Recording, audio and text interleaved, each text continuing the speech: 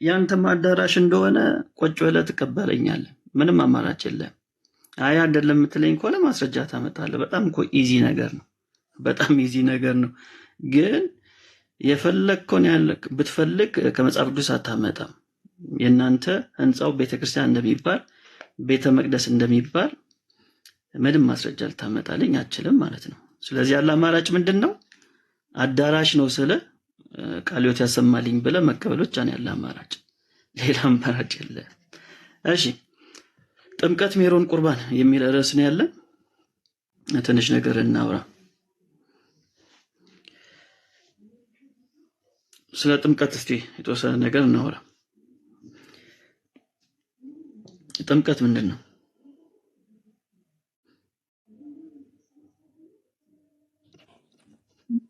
ጥምቀት የጌታ ትእዛዝ ነው። የማን ትእዛዝ ነው አላልኩም። ጥምቀት ምንድን ነው ያልኩ። ጥምቀት የጌታ ትእዛዝ ነው። የማን ትእዛዝ ነው አላልኩም ወዳጄ። የጌታ ትእዛዝ እንደሆነ አውቃለሁ። ጥምቀት ምንድን ነው ያልኩ። ጥምቀት ዳግም የምንወለድበት ነው። ጥምቀት ከኢየሱስ ክርስቶስ ጋር ከሞቱ ጋርና ከትንሣኤው ጋር የምንመሳሰልበት ነው። ጥምቀት ክርስቶስ መልበስ ነው። ጥምቀት ብዙ ነገር ላይ ነው መጽሐፍ ቅዱስ። ጥምቀት ዳግም መወለጃ ነው የሚል ጥቅስ አሳየኝ። እሺ፣ ዮሐንስ ወንጌል ምዕራፍ ስንት? ምዕራፍ 3 ቁጥር ስንት? ቁጥር 5። እሺ፣ ምዕራፍ 3 ቁጥር 5 ጥምቀት የሚል ሐሳብ የለውም። ጥምቀት የሚል ከሆነ አሳየኝ። ዮሐንስ ወንጌል ምዕራፍ 3 ላይ በጥምቀት ዳግም ትወለዳላችሁ የሚል ቃል የለም። ኢየሱስ መለሰ እንዲህ ሲል፣ እውነት እውነት እላለሁ ሰው ከውኃና ከመንፈስ ካልተወለደ በቀር ወደ እግዚአብሔር መንግሥት ሊገባ አይችልም። የታል ጥምቀት የሚለው? ውሃ የሚለው እኛ ጥምቀት ነው ብለን እናምናለን። ኦኬ፣ እናንተን እምነት ሊሆን ይችላል። አንተ እንደዛ ልታምን ይችላል። መጽሐፉ ጥምቀት ይላል ወይ ነው? ውሃው ምንድን ነው? አባቶች እንዳስተማሩት ይህንኑ ነው። እኔን አትጠይቀኝ። ጥምቀት የሚለውን አሳየኝ። አባቶችም ያስተማሩት ይህንኑ ነው ወንድምዬ። አንተ ኢየሱስን ያስተማሩን ነው እየጠየቅኩ ያለሁት። ኢየሱስ ጥምቀት ነው ያለውን አሳየኝ ያልኩ። ከውሃና ከመንፈስ መወለድ አለብህ እያሉ ነው። ውሃው ጥምቀት ነው። ውሃው ጥምቀት ነው። ኦኬ፣ መንፈስ የሚለውስ ምንድን ነው? መንፈስ ቅዱስ። ኦኬ፣ ስለዚህ ውሃው መንፈስ ቅዱስ የሌለበት ውሃ ነው ማለት ነው። ማለት ከውሃና ከመንፈስ ውሃው ጥምቀት ከሆነ መንፈስ ደግሞ የሚለው መንፈስ ቅዱስን የሚያሳይ ከሆነ ውሃው ጥምቀት የለውም። መንፈስ ቅዱስ የተዋሃደው ጭራሽ ጥምቀት ነው። መንፈስ ቅዱስ ከውሃው ጋር ነው የሚዋሃደው። መንፈስ ቅዱስ በውሃ ላይ ይሰፋል እኮ። ይሄን አታውቅም? አላውቅም። እስኪ አስተምረኝ። ኦሪት ዘፍጥረት ሂዳ። ኦሪት ዘፍጥረት ምዕራፍ 1 ቁጥር 2 ሂድና። ኦሪት ዘፍጥረት ምዕራፍ 1 ቁጥር 2 ላይ ያለው ሐሳብና ዮሐንስ ወንጌል ምዕራፍ 3 ላይ ያለው አንድ አይነት ነው። መንፈስ በውሃ ላይ እንደሚሰፍ ለማወቅ ነው አይደል የፈለከው? እና አሁንም ውሃ ላይ መንፈስ ቅዱስ አለ እያልከኝ ነው? ጥምቀት ስንጠመቅ ውሃው ራሱ አቅም አለው ብያለሁ። አሳየኝ ማስረጃ። እሱንም ራሱ ከኦርቶዶክስ መጽሐፍ አሳየኝ። እንደዛ ብላችሁ እንደምታምኑ ምን የሚል ማስረጃ ነው? አዲስ ነገር ነው እያወራ ያለው። ስለዚህ ማስረጃ አሳየኝ። ውሃ ውስጥ መንፈስ ቅዱስ አለ። ውሃውና መንፈስ ቅዱስ ምንድን ያልከው? ተዋህዶ ነው ያልከኝ። እሱን ታሳየናለህ ማለት ነው በማስረጃ አድርገን። በውሃ ላይ መንፈስ በውሃ ላይ እንደሚሰፍ ይነግረናል መጽሐፍ ቅዱስ። ስለዚህ እንደዛ ነው ብዬ አምናለሁ። የጥምቀት ዝም ብሎ ሜር ውሃ ሳይሆን መንፈስ ያለው ነው። መንፈስ የሚያግዘው ጥምቀት ነው። ውሃው ራሱ አቅም አለ ብዬ አምናለሁ። አንተ እንደፈለክ ምን ማስረጃ ነው የጠየቁ? ውሃውና መንፈስ ቅዱስ ውሃና መንፈስ ቅዱስ ተዋህደው አንተን ዳግም እንደሚወልዱ አሳየኝ። እንግዲህ ቃሉ የሚለው የሰው ልጅ ከውሃና ከመንፈስ ስለሚል ውሃውና መንፈሱ ላለያየው ከውሃና ከመንፈስ ካልተወለደ በቀር ወደ እግዚአብሔር መንግሥት ሊገባ አይችልም ስላለ ክርስቶስ። ጥምቀት የሚለውን እኮ ነው ታሳየኝ አልቻልክም። ጥምቀት ነው ብለን እናምናለን። ጥምቀት ነው ብለን እናምናለን። አንተማ እንደፈለክ ምን እሱ አይደለም ጥያቄ። የቸርች አባቶችም ጥምቀት ነው ብለው ነው የሚያምኑት። ሜሎስ አንተ ብቻ ነህ ጥምቀት አይደለም። ማስረጃውን አሳየኝ ወዳጅ። የምን ማስረጃ? ይኸው እያለ እኮ ነው የጌታ ቃል አይደል እንደሚለው። የለም ጥምቀት የሚል ጌታ ከአንደበቱ ጥምቀት የሚል ቃል አልወጣውም ወዳጅ። እሺ ዋው ምንድን ነው? አንተ ነገረኛ። ወይ አልወጣውም ምንም። በቃ የኔን አልተቀበልክም። አስፋይን አሁን አንተ ነገረኛ። አዎ አትናደድ። መንፈሱ ምንድን ነው? ዋው ምንድን ነው? በቃ ተረጋጋ መጀመሪያ፣ አትናደድ። የኔን አልተቀበልክም አይደል? ቸርች ፋዘሮችን አትቀበልም አንተ ሜሎስ። የራስህ ንጉሥ ስለሆንክ የራስህ መጽሐፍ ስላለ አሁን አንተ አስረዳኝ ሜሎስ። እሺ አትናደድ። አሁን መጀመሪያ ማንም አይናድ። ለምንድን ነው የምናደደው? ያው ድምፅን ጮክ ማድረግ ጀመርክ እኮ፣ ከፍ እያልክ መጣ። ታዲያ መጀመሪያ እና ቆይ አንተ ራስህ የራስን አንድምታ አትቀበልም። ምክንያቱም የኦርቶዶክስ ቤተክርስቲያን አንድምታ ዮሐንስ ወንጌል ምዕራፍ 3 ቁጥር 5 ላይ ውሃ የሚለውን ቃል የፈቱት ኢየሱስ ነው ብሎ ነው። ትቀበላለህ? ኢየሱስ ብቻ ነው የሚለው? አዎ። ሌላ ምንም አይልም? ሌላ ምንም አይልም። ውሃ የሚለውን ኢየሱስ ብሎ ነው የፈቱት። አውጣውና እንየው። ትቀበላለህ? እሱ አውጣውና እንየው። እንደዛ ብቻ እንደሚል አላውቅም እኮ። አታውቅም እኮ። ስለማታውቅ እኮ ነው እየነገርኩ ያለሁት። ሌላ ምን ይላል? ውሃ የሚለውን ከኢየሱስ ውጭ ሌላ ምን ይላል? አሽሊ እንድምታውን አንብቤ አላውቅም። በእርግጥ ግን ማዕፀነ ዮርዳኖስ እንደሚል ሰምቻለሁ። ኦኬ፣ ማዕፀነ ዮርዳኖስ ምንድን ነው? ዮርዳኖስ እንግዲህ ግልጽ ነው። ግልጽ ነው ምንድን ነው? ስለ ግልጽ ነው ምንድን ነው ማዕፀነ ዮርዳኖስ?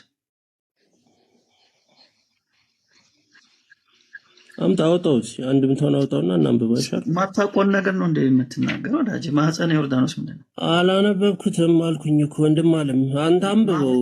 ማዕፀነ ዮርዳኖስ ያልከኝ እኮ አንተ ነህ። ማዕፀነ ዮርዳኖስ ምን ማለት ነው የሚል ጥያቄ ጠየቅኩ። ማታውቀው ከሆነ እኮ ችግር የለውም አልፋለሁ። እንደሚያውቅ ሰው ስላወራን የጠየቅኩ። ታውቃለህ ማዕፀነ ዮርዳኖስ ምን እንደሆነ? አንድምታውን አንተ አንብበው። እኔ እንኳን አላነበብኩትም እኮ አንተ አነበብኩ አይደለ? አላነበብኩት። ማዕፀነ ዮርዳኖስ አላነበብኩት እኮ እንደዛ ይላል አይደለ? እኮ ምን ማለት ነው ማዕፀነ ዮርዳኖስ አልኩ። እንደዛ ስትለኝ ደግሞ ዮርዳኖስ ምንድን ነው እኮ ነገረኝ። አንተ እኮ ነው ያወራው። ዮርዳኖስ ጌታችን መድኃኒታችን ኢየሱስ ክርስቶስ የተጠመቀበት ስለሆነ ኢንዲኬሽን ወደ ጥምቀት እንደሆነ ነው የሚያሳየው። ኢንዲኬት የሚያደርገው ስለ ጥምቀት እንደሚያወራ ነው። እና አንተ የተወለድከው ከዮርዳኖስ ነው? ከጥምቀት። እና ለምንድን ነው ዮርዳኖስ የምታጠቅስልኝ? ማዕፀነ ዮርዳኖስ ኢንዲኬት የሚያደርገው የጌታችንን መጠመቅ ነው። ስለዚህ ቦታው ራሱ ጥምቀትን ኢንዲኬት የሚያደርግ ነው። ከሰማሁት ነው አላነበብኩትም ሙላ እኮ ብዬ ከሰማሁት ነው ብዬ እንደዚህ አይነት ልክ እኮ ነው የሰማው እኮ ልክ ነህ እኮ። እሱ ቤተክርስቲያን እንኳን አይደለም። እኔ አንድምታውን አላነበብኩትም። እኔ ያው ቢያውን እሱ እኔ መጽሐፍ ቅዱስ ነው ማነበብ። መጽሐፍ ቅዱስ ብቻውን በቂ ነው ለኔ። መጽሐፍ ቅዱስ ላይ አላሳየኝም ጥምቀት የሚል አሳየው እኮ። በቃ ውሃው ጥምቀት ነው ብሎ ነው አባቶችም የፈቱት። አንተ የራስህ ፈቺ ስለሆንክ ነው። ያው ከአንተ ጋር ምን ብዬ አወራለሁ? ከባድ እኮ። እኛ ኢየሱስ የተናገረውን ሐዋርያቶቹ ያስተማሩትን ነው የምንይዘው። ስለዚህ ግራ የምትጋቡት ለዛ ነው። እዚህ ጋር ጌታችን ኢየሱስ ክርስቶስ ጌታችን ኢየሱስ ክርስቶስ ሰው ከጥምቀት ካልተወለደ ብሎ አላስተማርም። እንደዚህ አይነት ትምህርት የለውም አንድም ቦታ። ከውሃና መንፈሱ ምንድን ነው? ተደርባ አታብራራጅ። አንድም ቦታ ለእኔ ራሴን ነገርኩህ አይደል? አሁን አንተ ደግሞ የአንተን እምነት ደግሞ ትነግረኛለህ። ሰማሁ እኮ። ቆይ ተረጋጋ። መንፈሱ ምንድን ነው? ቆይ ተረጋጋ ወዳጅ። መንፈሱ ምንድን ነው? ሜሎስ እኔን 10 ጥያቄ ጠየቀኝ። እሺ ቆይ ሚውት አድርጌያለሁ። ማሰማ ከሆነ ሚውት አንተ በቃ በእውነት አንተ ለዲስካሽንም በቃ አንተ እንትን አይደለም ማለት ነው። አወራ እኮ አንተ ጨርስ። ከኔ ደግሞ ላወራ ስል መሀል ልትገባ። አእምሮውን ክፍት አይደለም፣ ቶለሬት ማድረግ አትችልም። ስለዚህ ወይ ከሌላ ሰው ጋር ላውራ። አይ ከማንም ጋር አታወራም፣ ከኔ ጋር ነው የምታወራው። ስለዚህ አሁን ስማኝ፣ እንደዚህ እየተቆጣ ምናምን ዲስሪስፔክት እያደረክ አይደለም ሰው የምታወራው፣ በስርዓት የምታወራ ከሆነ ምንም አልተቆጣውም ወዳጅ፣ አንተ ነህ ስትናደድ የነበረው። ስለዚህ ጌታችን ኢየሱስ ክርስቶስ ከጥምቀት ዳግም ካልተወለዳችሁ ብሎ ያስተማረበት አንድም ክፍል የለም። ጥምቀት ሰጥቻለሁ። ለምንድን ነው የማሰማው ወዳጄ? አለ ሰጥቻለሁ። የለም ብለህ ለምን ትደበድብ? አልሰጠኝም። ጥምቀት የሚል ቃል የለም ማለት ድርቅ ማለት ከፈለግ ትችላለህ፣ ግን ጥምቀት የሚል ቃል አለ? ዋና ከመንፈስ እያለ ጥምቀት የሚል ቃል አለ? ጥምቀት የሚል ቃል አለ ወይ? አዎ፣ ውሃ የሚለው ጥምቀት ነው ብለን እናምናለን። አንተ ነህ የምታምነው። እኔ ብቻ አይደለሁም ማምነው፣ ክርስቲያኖች በሙሉ ያምናሉ። አሁን ላሳይ፣ ቆይ ምን እንደሚል አንድምታ ላሳያችሁ። አንድምታችሁ ምን እንደሚል ላሳያችሁማ።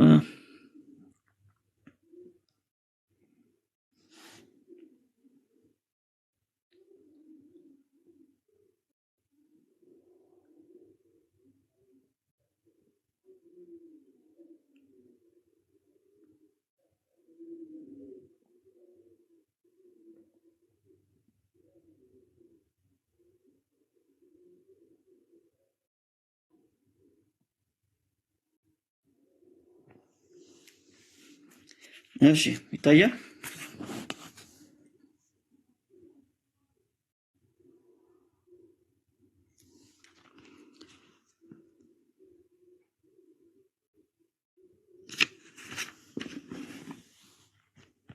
ይታያችኋል? ማይታይ ቪዲዮ ላይ ካሜራ ሴቭ አድርገዋል።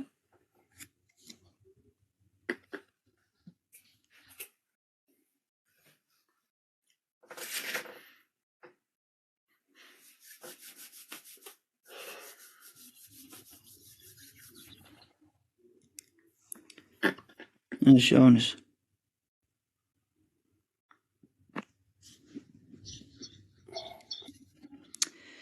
እዚህ ጋር ምን ይላል? እሺ ሶስትነቱን በዚህ ነገረው። እማይ ብሎ ወልድን ምን ብሎ? እማይ ብሎ ወልድን፣ ውሃ ማለት ነው። ማይ የሚለው ማይ ውሃ ማለት ነው ብሎ ወልድን፣ መንፈስ ቅዱስ ብሎ መንፈስ ቅዱስን፣ መንግስት እግዚአብሔር ብሎ እግዚአብሔር አብን። ስለዚህ ውሃ የሚለው ወልድን ነው የሚያሳየው።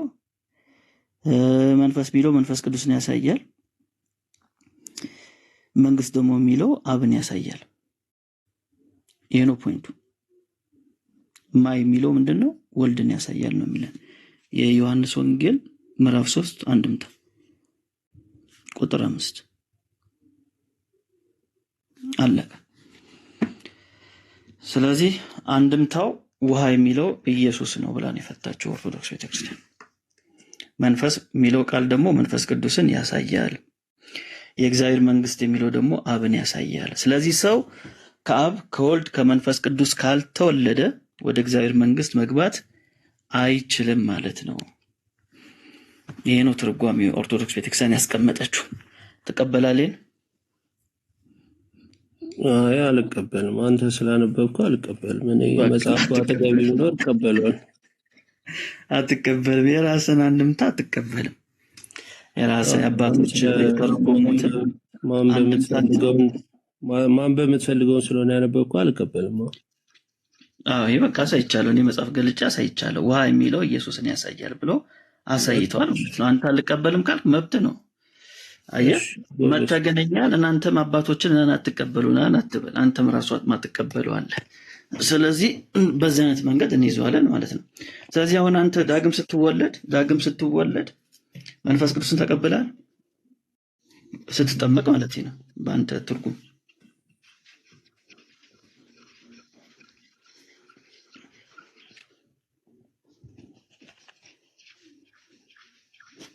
ሰምተኛል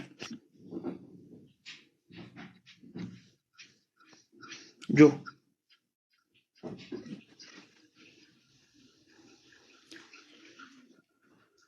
አለህ ወይንስ ይላል? አይሰማም እንዴ? አረ በደንብ ትሰማለህ፣ ዱላው ካልበዛበት በስተቀር። እሺ ቀጣዩ ዱላ ደግሞ አሳስቦት ነው። አይቀርም። ዝም ብል ይሻለኛል ብሎ ነው። ጆይ አይዞ ብራዘር፣ አይዞ በሉት፣ እውነት አይዞ በሉት። ጆ ስትጠመቅ መንፈስ ቅዱስን ተቀብለሃል ወይ እያልኩ ነው።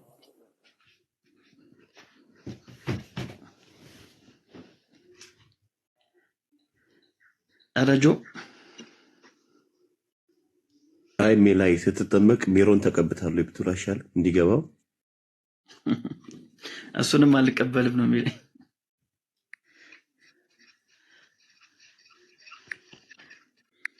እሺ ኔትወርክ ሊሆን ይችላል። እንዴ ስልኩን ሲነካካ እኮ ይሰማል። ጆይ ሜላይ እንትኑን ምንድን ነው የሆነ ነገር ሲነካ ይሰማል። አለው ይላል ከታች ይሰማል። አለ ስልኩ አለ ይላል እና ካለ አዋራና ነው በቻትን አድርግ። ግን ክፉ ላይ ሜላይ ጆይን ሲቢያስገብቼ በኩርኩም አናቱ ወደ ውስጥ አስገባው። የራሱን መጽሐፍ ታስገደዋለህ እኮ አስገብተህ።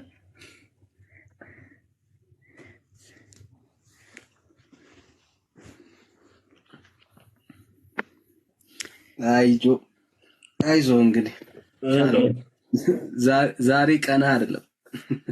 እሺ መጣ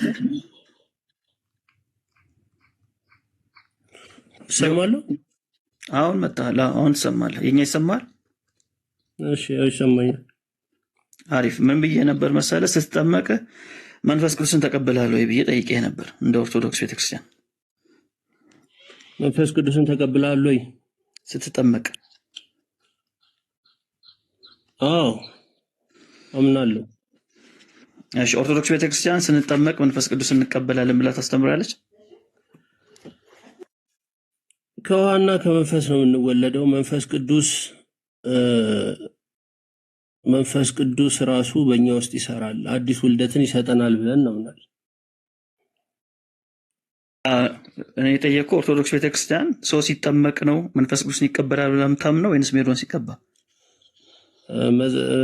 አይ ብሊቭ ሜሮን ሲቀባ ነው ብላ ነው የምታምነው። ግን መንፈስ ቅዱስ ሚስጥረ ጥምቀት ራሱ ሚስጥራዊ ውልደትን ይሰጠናል ብላ ታስተምራለች።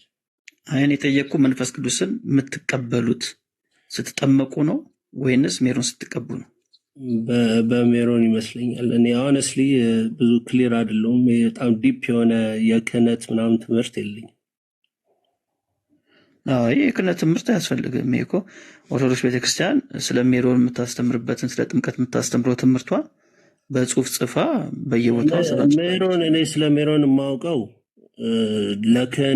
ክህነት ሲቀበሉ አንድ ሰው ሲቀበል የሚያጸና ጥምቀትም ሲቀበል ጥምቀቱን የሚያጸና ነው ብላ ልክ በኦሪት ላይ ነበረው ለንግስና ለምናምን አኖይንትድ እንደሚደረጉት በኦይል ልክ እንደዛ እንደሚደረግ ነው በሜሮን የማውቀው።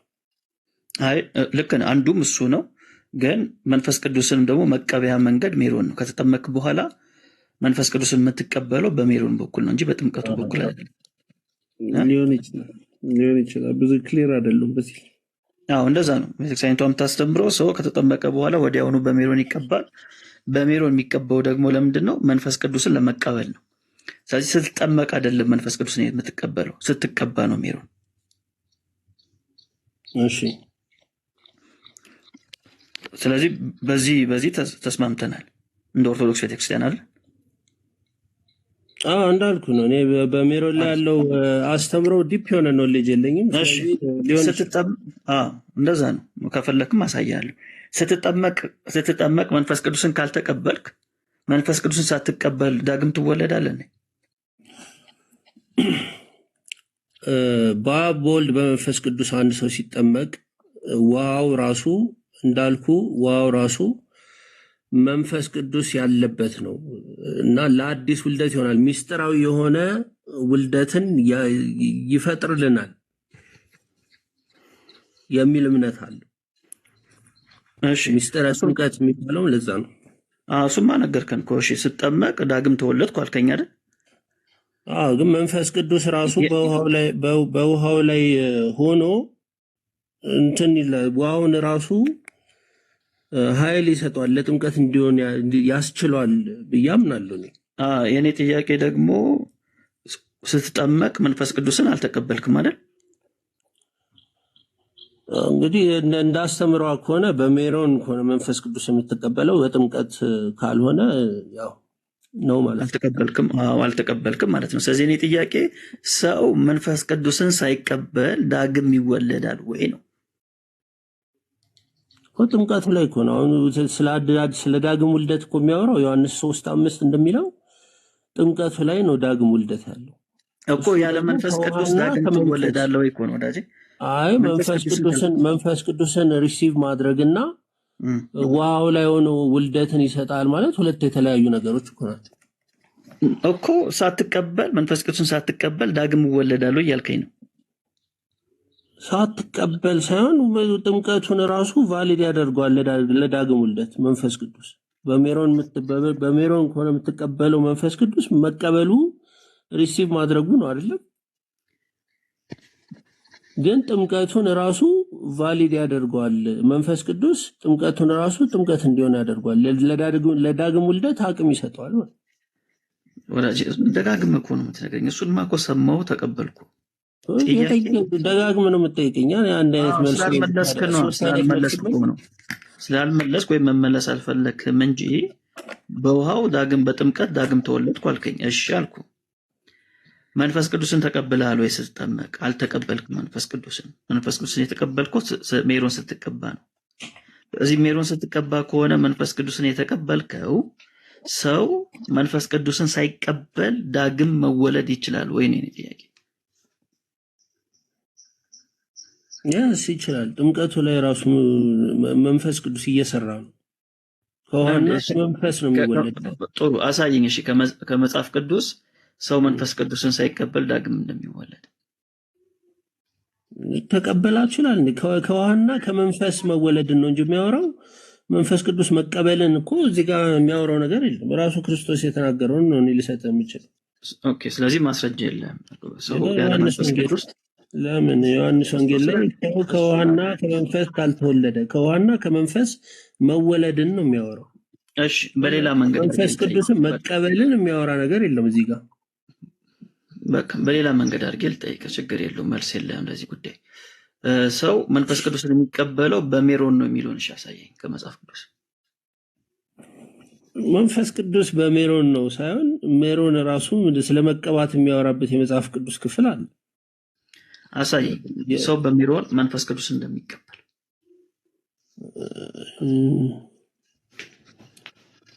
ሲጀመር ሜሮን የሚለው ጉዳይ በአዲስ ኪዳን ይታወቅ ነበር። ሜሮን እኮ ቅባት ነው። ሜሮን በአዲስ ኪዳን ይታወቅ ነበር ሳይሆን ሜሮን ቅባት ነው። ቀብተኛል የሚል የመጽሐፍ ቅዱስ ክፍል አለ። አሁን አንደኛ ዮሐንስ ላይ መስለኝ አንደኛ ዮሐንስ የጠየቁት ጥያቄ ሜሮን በአዲስ ኪዳን ይታወቃል። ሜሮን በአዲስ ኪዳን በሐዋርያቶቹ ዘመን ይታወቅ ነበር ወይ? በሐዋርያቶቹ ዘመን ሜሮን የሚል እኔ ቃል በቃል መጽሐፍ ቅዱስ ላይ በአዲስ ኪዳን አላገኘውም። በእርግጥ ግን የአንደኛ ዮሐንስ ምዕራፍ 2:20 ላይ እናንተም ከቅዱሱ ቅባት ተቀብላችኋል ሁሉንም ታውቃላችሁ ይላልና ይህ ቅዱስ ቅባት ምንድን ነው? እኛ ሜሮን ነው ብለን እናምናለን። እናንተ ለማን ናቸው? አቤት እናንተ ለማን ናችሁ? እንዲህ ብለን እናምናለን አልክ። ኦርቶዶክስ ማለት ነው። ኦርቶዶክስን ከፍል ለሜሮን ብላ ተተረጉመዋለች። እርግጠኛ ነህ? እሺ ማስረጃ ሳይ። የምን የኦርቶዶክስ መጽሐፍ ነው የፈለከው? የቤተክርስቲያን መጽሐፍ? እሱ አሁን አጠገቤ የለም። ማስረጃ ሳይኖር እንደዛ አትበል። ይህን ክፍል ኦርቶዶክስ ቤተክርስቲያን ለሜሮን ትጠቀመዋለች የሚለውን ነገር እንደማስጠቀሙ አንተ ማስረጃ አለ? ማስረጃ የለም። አይ የሌለ ነገር እኮ ማስረጃ አይጠየቅበትም። የሌለ ነገር ማስረጃ አይጠየቅበትም። ኦኬ እዚህ ጋራ በቅባቱ በኩል መንፈስ ቅዱስን ትቀበላላችሁ ይላል። እንደዛ ክሊርሊ በቅባቱ በኩል መንፈስ ቅዱስን ትቀበላላችሁ የሚል ቃል አለ ብዬ አይደለም እኔ ያመጣሁልህ። እኔ ጠየቅኩህ እኮ እሱን ነው እኔ ያመጣሁልህ። እሱማ እንደሌለ እኮ አስቀድሜ ተናግሬያለሁ። ዝም ብለህ ጥምም አትበል ሜሎስ። አስቀድሜ ከማምጣቴ በፊት ይህንን ክፍል ከማምጣቴ በፊት ወንድሜ ቃል በቃል በቅባቱ በኩል ትቀበላላችሁ የሚል አይደለም። ሁሉን ግን ታውቃላችሁ ይላል። እናንተም ከቅዱስ ቅባት አንድ ጊዜ እናንተ ከቅዱስ ቅባት ተቀብላችኋል፣ ሁሉንም ታውቃላችሁ ይላል ቃሉ አይደል? ስለዚህ የሆነ ነገር ትቀበላለህ፣ የሆነ ኖሌጅ፣ የሆነ አኖይንትመንት አለው ማለት ነው አይደል? ቅባቱ ስትቀበል ይህንን ቅባት የሆነ የሚሰጥህ ኖሌጅ አለ፣ ሁሉን እንድታውቅ ያደርጋል ማለት ነው። እና ብሊቭ ያ መንፈስ ቅዱስ ነው ብዬ አምናለሁ። ስለዚህ የቅባት አንተ እያልከኝ ያለው ሜሮን ነው የምትለኝ? ያ እርግጠኛ ነህ ወዳጄ? ክፍሉን ራሱ አንብቦ ታውቃለህ? እኔ እንደዛ ነው ማለት። በጣም ጥሩ። እንደዛ እኮ የምታምነው እኔዋ ክፍሉ ምን እንደሚል በጣም እኮ ቀላል ነው። እሺ መጽሐፉን ልክፈተው።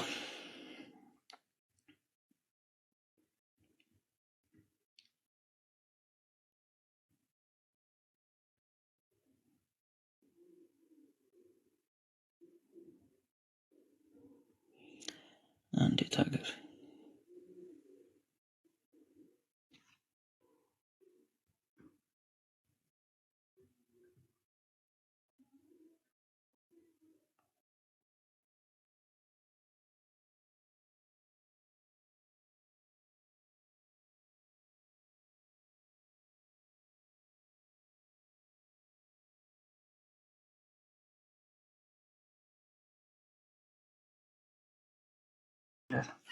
እሺ ላንብበው ምን እንደሚል።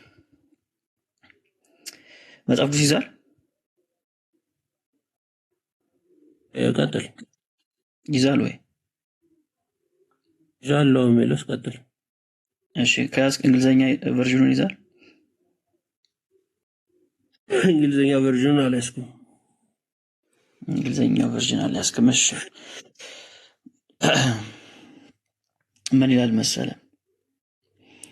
የበለጠ በእንግሊዘኛው ቨርዥን አድርገን ስናነበው ግልጽ ይሆንልናል። አንደኛ ዮሐንስ መልእክት ላይ ሐዋርያው እየተናገረ ያለው ስለዚህ ስለ ቅባት ወይም ስለ ሜሮን ወይም ደግሞ ፈሳሽ ስለሆነ ነገር ነው እየተናገረ ያለው፣ ስለሚቀባ ነገር ነው እየተናገረ ያለው ስንል በፍጹም ስለዛ አይደለም እያወራ ያለው። ምንድነው የሚለን እዚህ ላይ? እናንተም ከቅዱሱ ቅባት ተቀብላችኋል፣ ሁሉንም ታውቃላችሁ ይላል። እናንተም ከቅዱሱ ቅባት ተቀብላችኋል፣ ሁሉንም ታውቃላችሁ። በእንግሊዘኛው ላይ እንምጣ። but you have an action from the Holy One and you know all things ነው የሚለው። the Holy One ነው የሚለው። the Holy One ተብሎ የተገለጠው ማን ነው?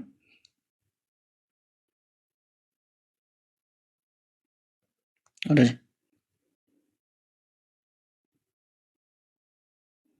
ጆ አለ? አይ እንግሊዘኛውን ለውጠውና አብረን ብናየው ይሻል። እሺ የለኝም ስላልከኝ እንጂ ይቻላል። But you have an anointing from the Holy One. And all of you know the truth ይላል። ማን ነው ሆሊ ዋን የተባለው? ክርስቶስ ጋድ። ልክ ነው፣ ክርስቶስ ነው። ስለዚህ ስለ ቅባት ስለሚቀባ ቅባት አይደለም እያወራ ያለው። ሆሊ ዋን ተብሎ የተገለጸው እንግሊዘኛው ስለሚደግፍ ነው። እንግሊዘኛው ጋር ሄድከው። እኔ አማርኛውን ለምን አልተጠቀምኩም? ከፈለክ እሺ ግሪኩ ጋር ሄደን እንየው። ለምን ግሪክስ እንሄዳለን? እንደ አማርኛው አልተስማማም እኮ ትርጉሙ እንድትረዳው እኮ ነው የጠቀስኩልህ ያለሁት ወዳጄ። ሆሊ አይ ዋን እና መጽሐፍ ሆሊ ዋን ሲጠና እና ዝም ብሎ የሆነች ቃል ተይዞ አይደለም የሚጠናው። ቃሉ ይታያል። ሆሊ ዋን እና ያሉትን ቅዱስ ቅባት በጣም የተለያዩ ነገሮች ናቸው። አማርኛውን የሚያስማማንን እስካሁን የመጣንበትን አማርኛውን እንያዝና እናንተ ከቅዱሱ ቅባት ወዳጅ ተቀብላችሁ እያሳየሁ ነው ያለሁት፣ ማስረጃ አድርጌ እያሳየሁ ነው ያለሁት። ከፈለክን እንግሊዝኛው በተጻፈበትም የእናቱ ቋንቋ ማየት እንችላለን። የሚያሳየው ማን ነው የሚለውን ነገር ማለት ነው። ምናልባት መጽሐፍ ቅዱስ የተጻፈው በአማርኛ ነው የምትለኝ ከሆነ ኦኬ። ካልሆነ ግን መጽሐፍ ቅዱሳችንን ሲጠና መጽሐፍ በተለያየ ቋንቋ ተደርጎ ይታያል። ትክክለኛ ትርጉሙ ለማግኘት ቅባት ሲል ምንድን ነው የሚያሳየው የሚለውን ምን ያስፈልጋል? ትንሽ እየከፍ አድርጎ ማጥናት ያስፈልጋል። በተለያየ ቨርዥኖች እያንዳንዱ ማንስማማባቸውን የመጽሐፍ ቅዱስ ክፍሎች በግሪክም በኢብራይስጥም በእንግሊዘኛም እያየው ዲስከስ እናድርግ ማለት ነው። እንደዛ አንስማማም ማለት ነው። ለማወቅ እንደዚህ ያስፈልጋል ወዳጄ። ከፈለክም በአባቶችም ትርጓሜ አድርጌ ላሳይ ይችላለሁ። ይህን ቁጥር 20 ላይ ያለው ቅድም አባቶች ስላልነበረም ቁጥር ላይ 20 ያለው ስለማን ነው የሚያወራው የሚለውን ነገር ማየት እንችላለን። እሺ፣ ስለዚህ ለምሳሌ እንግሊዝኛ ማየት አንድ ፕሮቴስታንት ወንድም ቢኖር መጽሐፍ ቅዱስ እያስጠናው ወይ እንግሊዝኛው ጋር እንሂድ አትለው ማለት አማርኛው አሁን አንተ መጽሐፍ ቅዱስ ብቻ የምትል ሰው ነህ ሲጀመር። መጽሐፍ ቅዱስ ብቻ ምን ማለት ነው? መጽሐፍ ቅዱስ ብቻ ስንል እንግሊዘኛ ሲሆን መጽሐፍ ቅዱስ ብቻ አይደለም ማለት ነው። እንግሊዘኛ ሲሆን ብቻ አዳምጠኝ፣ የኔም ፖይንት አዳምጠኝ። መጽሐፍ ቅዱስ ብቻ የምትል ከሆንክ መጽሐፍ ቅዱስ አንድ ሰው አንብቦ መረዳት ይችላል እያልክ ነው። ስለዚህ አንድ ሰው እያነበበ አማርኛውን እንግሊዘኛ የማይችል ሰው ይህንን ቦታ ሲያነብ ቅዱስ ቅባት ይላል። ይህ ቅዱስ ቅባት አይደለም ማለት ነው ብሎ ወደ እንግሊዘኛ ወይ ወደ ግሪክ መሄድ ያለበት። እሺ፣ በጣም ጥሩ። አሁን እዚህ ጋር ግራ የገባው አንተ ብቻ ነህ እንጂ የትኛውም የወንጌል አማኝ ግራ ተጋብቶ አያውቅም ይሄኛውን ሲያነብ። ምክንያቱም የወንጌል አማኝ የቅባት ቅዱስ እንደሌለ ስለሚያውቅ ማለት ነው። እናንተ ናችሁ የቅባት ቅዱስ ያላችሁ፣ የወንበር ቅዱስ ያላችሁ፣ የቁስቁስ ችግር የለውም። እኔን ኦርቶዶክስ መሆኔን እርሳውና ወዳጄ ትደረባለህ። ለምን ታረገኛለህ? ከጠየከኝ አትደረብ። ስማኝ፣ ከጨረስኩ በኋላ ከዛ ታወራለህ። ጥያቄን አልጨረስኩም። ጥያቄን እኮ አላገኘሁም።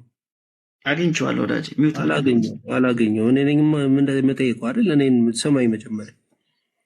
እሺ፣ ሚውት አድርጌያለሁ። አንድ የወንጌል አማኝ ይህን ክፍል ሲያነብ የሚገባ ቅባት እንዳልሆነ ያውቃል። ምክንያቱም እንደ ወንጌል አማኝ እንደ ክርስቲያን እኛ የቁስ ቅዱስ ስለሌለን ማለት ነው። ማንም ግራ አይጋባም በዚህ ጉዳይ ላይ። እናንተ ግን የቁስ ቅዱስ ስላላችሁ እናንተ ናችሁ ግራ የሚገባችሁ። ስለዚህ ሐሳብ ውድቅ ይሆናል ማለት ነው።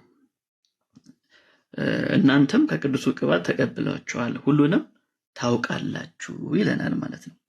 እዚህ ጋር እየተገለጠ ያለው ራሱን አካል ስለሆነው ስለ ጌታችን ስለ ኢየሱስ ክርስቶስ እየተነገረ ነው ያለው ሐሳቡ እና አንደኛ ዮሐንስ መልእክት ምዕራፍ 2 ላይ ያለው ሐሳብ እናንተ ስለምትናገሩት ቅባት በፍጹም አይደለም። ሲቀጥል ሜሮን የሚለው ደግሞ ትምህርት በሐዋርያቱ ዘመን አልነበረም። የሜሮን ትምህርት ማለት ነው።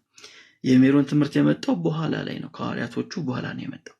ስለዚህ ታይሚንጉንም ራሱ ስተሃል፣ የመጀመሪያው ነገር ማለት ነው። ሜሮን የሚባል ነገር በማይታወቅበት ዘመን ለሜሮን ይሆናል ብለህ ይህን ራሱን መጥቀስ ሜሮን መቼ እንደተጀመረ አለማወቅን ያሳያል ማለት ነው። እሺ፣ ስለዚህ ዘሆሊ ዋን ተብሎ ነው የተገለጠው። ዘሆሊ ዋን ማለት የሚያሳየን ጌታችንን ኢየሱስ ክርስቶስን ነው ግልጽ አድርጎ ክፍሉ የሚያሳየን፣ ሌላ ነገር የለውም። አሁን መቀጠል እንችላለን። በቃ ሚዩት አድርገኝ የራስን ነገር እየተናገርክ ስለሆነ ምንም ፖይንት እኮ የለውም። በቃ ላለመስማማት ተስማምተን እንለፍ። በቃ ትችላለህ ወዳጄ። ከጠየክ ግን መልሴን እስከምጨርስ ድረስ ሚዩት አድርገን መስማት አለብን። ተግባቡት የሚባለው እሱ ስለሆነ ማለት ነው። በዚህ አይነት መንገድ እናያለን። ስለዚህ ሜሮን የሚባል ነገር በአዲስ ኪዳን ጽሑፎች ላይ ማግኘት አንችልም። ምናልባት የመጨረሻ ጥያቄ ልጠይቅና ከዛ ወደ ዳኒ ማለፍ ትችላለህ። ሜሮን መቼ እንደተጀመረ ትነግረኛለህ? ሜሮን ከምን እንደመጣ ቅባቱ ሜሮን ከምን መቼ እንደተጀመረ ልነግር አልችልም። እሱን አላውቀውም ሆነስሊ። ግን ሜሮን አባቶች ሲያስተምሩን ከብዙ ነገር እንደሚሰራ ኢየሱስ ክርስቶስ ከተገረፈበት ከተሰቀለበት እጽዋት ከብዙ አይነት እጽዋት እንደሚቀመም ይህንን አውቃለሁ። ኦኬ። ከብዙ አይነት እጽዋት እሺ። ሜሮን የኢየሱስ ክርስቶስ ልብስ ሲታጠብ የፈሰሰ ቅባት ነው የሚለውንስ ትቀበላለህ? እሺ ቆይ አሁን ቆይ ሜሮን በዛ ሰዓት አልነበረም፣ መቼ እንደመጣም አታውቅም ብለህ ከተቸኝ በኋላ እንደዚህ የሚል ትምህርት አለ ብለህ ደግሞ እየነገርከኝ ነው። ስለዚህ ኦርቶዶክሳውያን ዱ ብሊቭ ከመጀመሪያው ሜሮን እንዳለ ማለት ነው። ከመጀመሪያው ማለት ኢየሱስ ክርስቶስ ልብስ ላይ የተጨመቀ ነው ብለው የሚያምን ከሆነ አስተምሮ ከመጀመሪያውም ነበረ ማለት ነው ሜሮን አይደል? አይ ለጥያቄ መልስን ሰጥሃለሁ። ሜሮን ግን የኢየሱስ ክርስቶስ ልብስ ሲታጠብ የፈሰሰ ቅባት እንደሆነ ታምናለህ ወይ ነው ያልኩህ። እኔ ለመጀመሪያ ጊዜ ከአንተ ነው የሰማሁት ይሄን። ኦኬ እሺ።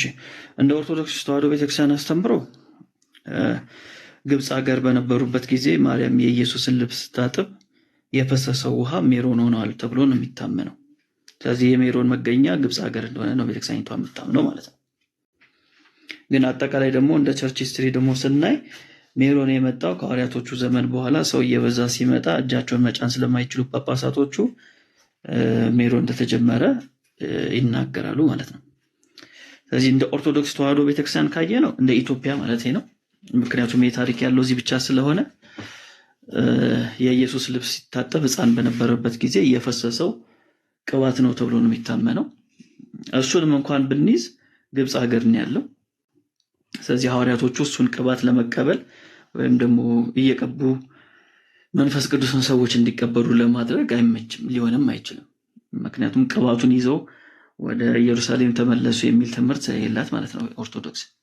ግን በአጠቃላይ የሜሮንን ታሪክ ስናጠና ከሐዋርያቶቹ በኋላ በተለይ ጳጳሳቶች እየተሾሙ ሲመጡ ቤተክርስቲያን መዋቅር እየተደረገ በመዋቅራዊ ሁኔታ ቅርጽ እያዘች ስትመጣ የሜሮንን ትምህርት ተጀመረ ማለት ነው። በአይነት መንገድ ነው የሚቀበለው ሌላው ዓለም ሌሎቹ ኦርቶዶክሳውያን ወይም ደግሞ ካቶሊካውያን።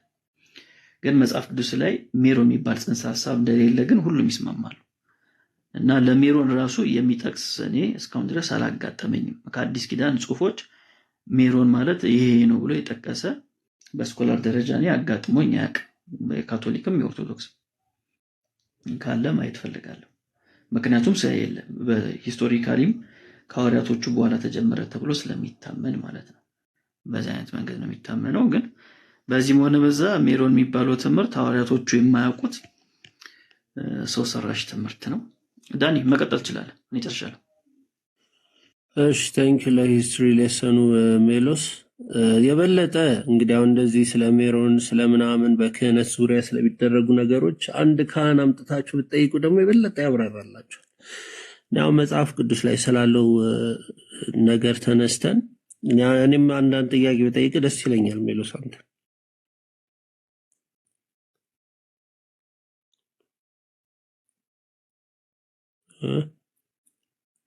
ይፈቀዳል አይፈቀድም? ነው ልትወጡ ነው? ዳኒ ልትወጡ ነው? አይ ከዳኒ ጋር ቀጥሉ ብዬ እኮ ነው። እሺ መጠየቅ አይቻልም፣ መጠየቅ ብቻ ነው። እሺ ሜላይ አይ በቃ ከአንተው ጋር ጨርሱና ከጨረሳችሁ ይብቃው። ለዛሬ ጆዬ ይብቃው። ዛሬ ጥሩ ተምሯልና ይብቃው። ጥያቄ ካለው ግን ተቀበለው። አመሰግናለሁ። እኔ ለመማር ምን ጊዜ ዝግጁ ነኝ። እሺ ጥያቄ ምንድን ነው?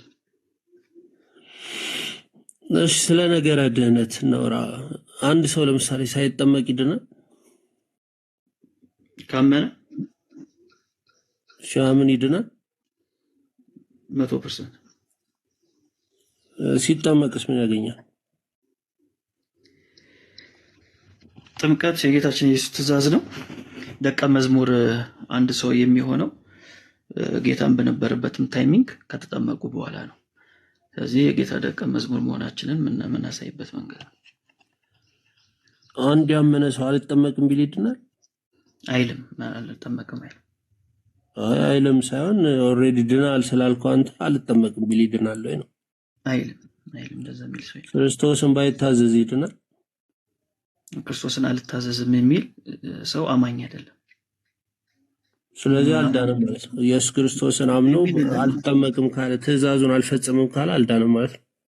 አማኝ አይደለም ሲጀመር እኮ ትእዛዙን በመፈጸም ላይ ነው ድህነቱ ወይስ በማመኑ ላይ ነው? አሁን ማመኑ የቱ ጋር እንደሆነ ፒንፖይንት ማድረግ ፈልጌ እኮ ነው። ሲያምን ነው። ሲያምን ይድናል። አልታዘዝም ሲል ግን አማኝ አይደለም። አልታዘዝም ካለ ምኑን አመነ? ጌታ ብሎ አይደል ያመነው?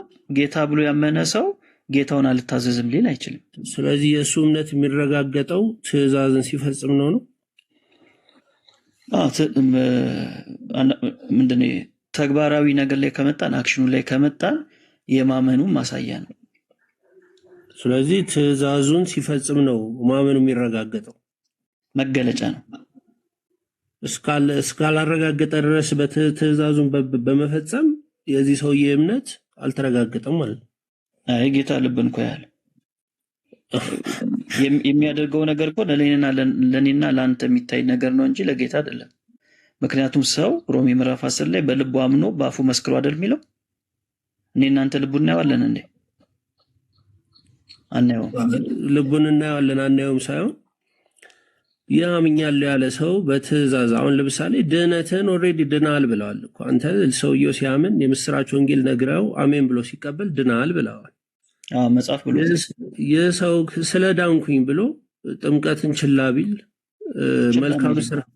መልካም ስራን ችላ ቢል የሰው ድኗል? የለም፣ ችላ የሚል የለም። አሁን ትምህርት ኮን የፈለከው ማለት ጥያቄ ጠይቀኝ። ምክንያቱም ምናብ ነው የምታወራኝ። ዝም ብለህ ምናብ የሆነ ሃይፖቴሲስ ያንተ ጥያቄ ነው። ልክ ነው ወዳጅ፣ ካራክተር አመጣ ወዳጅ ጠየቅ አይሰማኝ ወዳጅ። በጣም ተረጋግቼ ነው የማወራው። ያንተ ጥያቄ እኮ ከባድ ነው አይደለም ወዳጅ? እንደ ትልቅ ነገር አታስብ። ከባድ ነው አላልኩም። ከባድ ካልሆነም ደግሞ ቀለል አድርገህ መልስልኝ እኮ። ቀለል አድርጌ ነው የመለስኩልህ ወዳጅ። የመጀመሪያው ነገር እየጠየቅኩ ያለሁት አሁን ለምሳሌ እኔን የምስራቹን ወንጌል ስትነግረኝ አምኛለሁ አልኩኝ። ስታምን ድናል አልኩኝ። ከዳንኩኝ እነዚህን ምስጢራት ባልፈጽም አዲስ ህይወት ባይኖረኝ የክርስቲያናዊ ማንነትን በህይወቴ ባልገልጥ እኔ ድኛለሁ ወይ ነው ጥያቄ። አላመንክም እያልኩ ነው። ስለዚህ በስራ ነው የሚገለጸው። የአንድ ሰው የአማኝ ማንነት በስራ ነው የሚገለጸው። እውነት ነው፣ መገለጫ ነው ብያለሁ። ስለዚህ በእምነት ብቻ አይደለም የሚድነው ማለት ነው። በእምነት ነው የሚድነው። በስራ ሲገለጥ ነው ግን እንዳመነ የሚረጋገጠው። ለእኔና ለአንተ የሚታይ ስለሆነ በስራ ሲገለጥ ነው እንዳመነ የሚረጋገጠው። ሜሉስ ለእኔና ለአንተ ያ ሰውዬ በስራው ሲገልጥ የሰው እኮ የክርስቶስ ደቀ መዝሙር ነው እንላለን። ስለዚህ ስራ የሌለው እምነት ባዶ ነው የሚለው የኦርቶዶክሳውያን አስተምሮ ልክ ነው ማለት እናንተ ሲጀምር ምን እምነት አላችሁና ነው? ወደ ስድብ አትሂድ። ኧረ እባክህ። አይ ስድብ ላይ አልመጣሁም። እምነት የላችሁም ትሄዳለህ አይደለም? ይሄ እኮ የእምነት አቋሜ ነው፣ ስድብ አይደለም። አንተ በእምነት ብቻ ይዳላል የምትል ሰውን አይደለም። ስራው በስራ ግን ካልተገለጠ እምነቱ የሰውዬ ምንም አላመነም ከመጀመሪያውን ባዶ ነው እያልከኝ ነው። ስለዚህ ያላመነ ሰው ደግሞ ኦርቶዶክስ እንደዛ ብላ አታስተምርም ወዳጅ። ኦርቶዶክስ እምነት ሲደመር ስራ ሲደመር ሚስጥራት ብላ ነው የምታምነው። እምነት ሲደመር ስራ ማለት ምን ማለት ነው? ሰው ያምናል፣ ከዛ ሚስጥራት ይፈጽማል፣ ከዛ ይሰራል። አንተም እኮ እንደዛ ነው እያልከኝ ያለው። ከዛ ምንም የተለየ ነገር እኮ አላልከኝም። መስማት የምትፈልገውን ብቻ የምትሰማ ከሆነ አልትረዳኝም። አማኝ ሰው በስራው ካልተገለጠ እምነቱ ተቀባይነት የለውም። አላመነም ከመጀመሪያም አልከኝ እኮ አይደል? ይሄን ከዚህ የተለየ ነገር ብላ ያላመነ ሰው አይድንም። ግን መጀመሪያ ኢየሱስ ክርስቶስን አዳኝና ጌታ አድርጌ እቀበላለሁ ብሎ በአብ ወልድ በመንፈስ ቅዱስ ሲጠመቅ የሰውዬ ድነዋል ብለኛል። ጥምቀቱን ተው በቃ። ሲያምን ድኗል ብለኛል። እንደውም ፈርዘር ወደ መጀመሪያ ሄደ ሲያምን ድኗል የሰውዬ አይደል?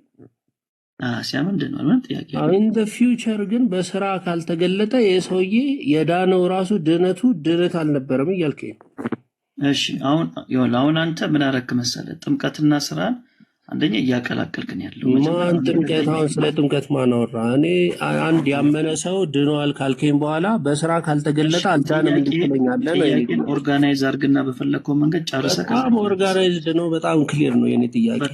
በጣም ኦርጋናይዝድ ነው። በጣም ክሊር ነው። መመለስ ካልፈለግ ካልቻል ሚዩት አድርግና እሺ ስማኝ። አንተ እኮ እየሰማህ አይደለም፣ ሳወራ መሀል ትገባለህ። ስትነግረኝ ነው የምሰማው እኮ። ሚዩት አድርግና ስማኝ። እሺ በቃ ሚዩት። መልስ ለማግኘት መጀመሪያ የተግባቦትን ህግ ወቅ ትጠይቃለህ፣ ከዛ መልሳለሁ፣ ከጨረስክ በኋላ ትጠይቃለህ። እንደሱ ነው የሚሆነው። ስለዚህ መጀመሪያ አንተ ጥምቀት ነበር የጠየቀኝ። አምኖ አልጠመቅም ቢል ይህ ሰውዬ ይድናል ወይ የሚል ጥያቄ አመጣ። ለዛ ስመልስልህ ደግሞ ከዛ ደግሞ ወደ ስራ አመጣ። ስለዚህ መጀመሪያ ሁለቱን ነገር መለያየት ይኖርብሃል። ስለ ጥምቀት ከሆነ እየጠየቀኝ ያለው እሱን አስረዳለሁ፣ ስለ ስራም ከሆነ እሱንም አስረዳለሁ። ሮሜ ምዕራፍ 10 ኧረ ቆይ ተረጋጋ ወዳጄ። እሺ መልስ። ልመልስልህ ከሆነ መስማት አትፈልግም። ትልቁ ችግር እሱ ነው። እሺ መጽሐፍ ቅዱሳችን ምን ይነግረናል? ሮሜ መልእክት ምዕራፍ 10 ላይ ሰው እንዴት ነው የሚድነው የሚለውን ነገር ሲነግረን ሰው በልቡ አምኖ ይጸድቃልና በአፉ መስክሮ ይድናል ይለናል ሮሜ 10:10 ላይ። ስለዚህ ድነት የሚለውን ነገር በልብ ጀምሮ በአፍም የምትፈጽመው ነገር ነው። ኢየሱስ ክርስቶስ እንደሞተ እንደተነሳ በልብ ያምናለሁ፣ ጌትነቱን ደግሞ መሰክራለሁ በአፌ ማለት ነው። ስለዚህ ይህን ያደረገ ሰው የዘላለም ሕይወት አለው ወይ ከተባለ አዎ አለው። ያው ቃሉ ይናገራል። በአፉ መስክሮ ምን ይላል? ይድናል ይላል። በቃ ይሄን ያልኩት እኔ አይደለሁም፣ ሐዋርያው ጳውሎስ ነው። ስለዚህ ይድናል ካለኝ ይድናል ነው። ምንም ነገር ሳያደርግ ሳይጠመቅ ይድናል ይሄ ሰውዬ። ይሄ ሰው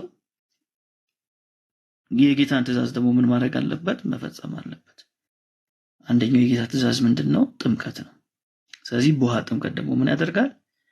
ይጠመቃል ማለት ነው። ይጠመቃል። የኢየሱስ ክርስቶስ ደቀ መዝሙር መሆኑን ለዓለም ያሳያል፣ ይገልጣል ማለት ነው። በዚህ አይነት መንገድ ነው መጽሐፍ ቅዱሳችን ቅድመ ተከተሉን የሚያስቀምጥልን።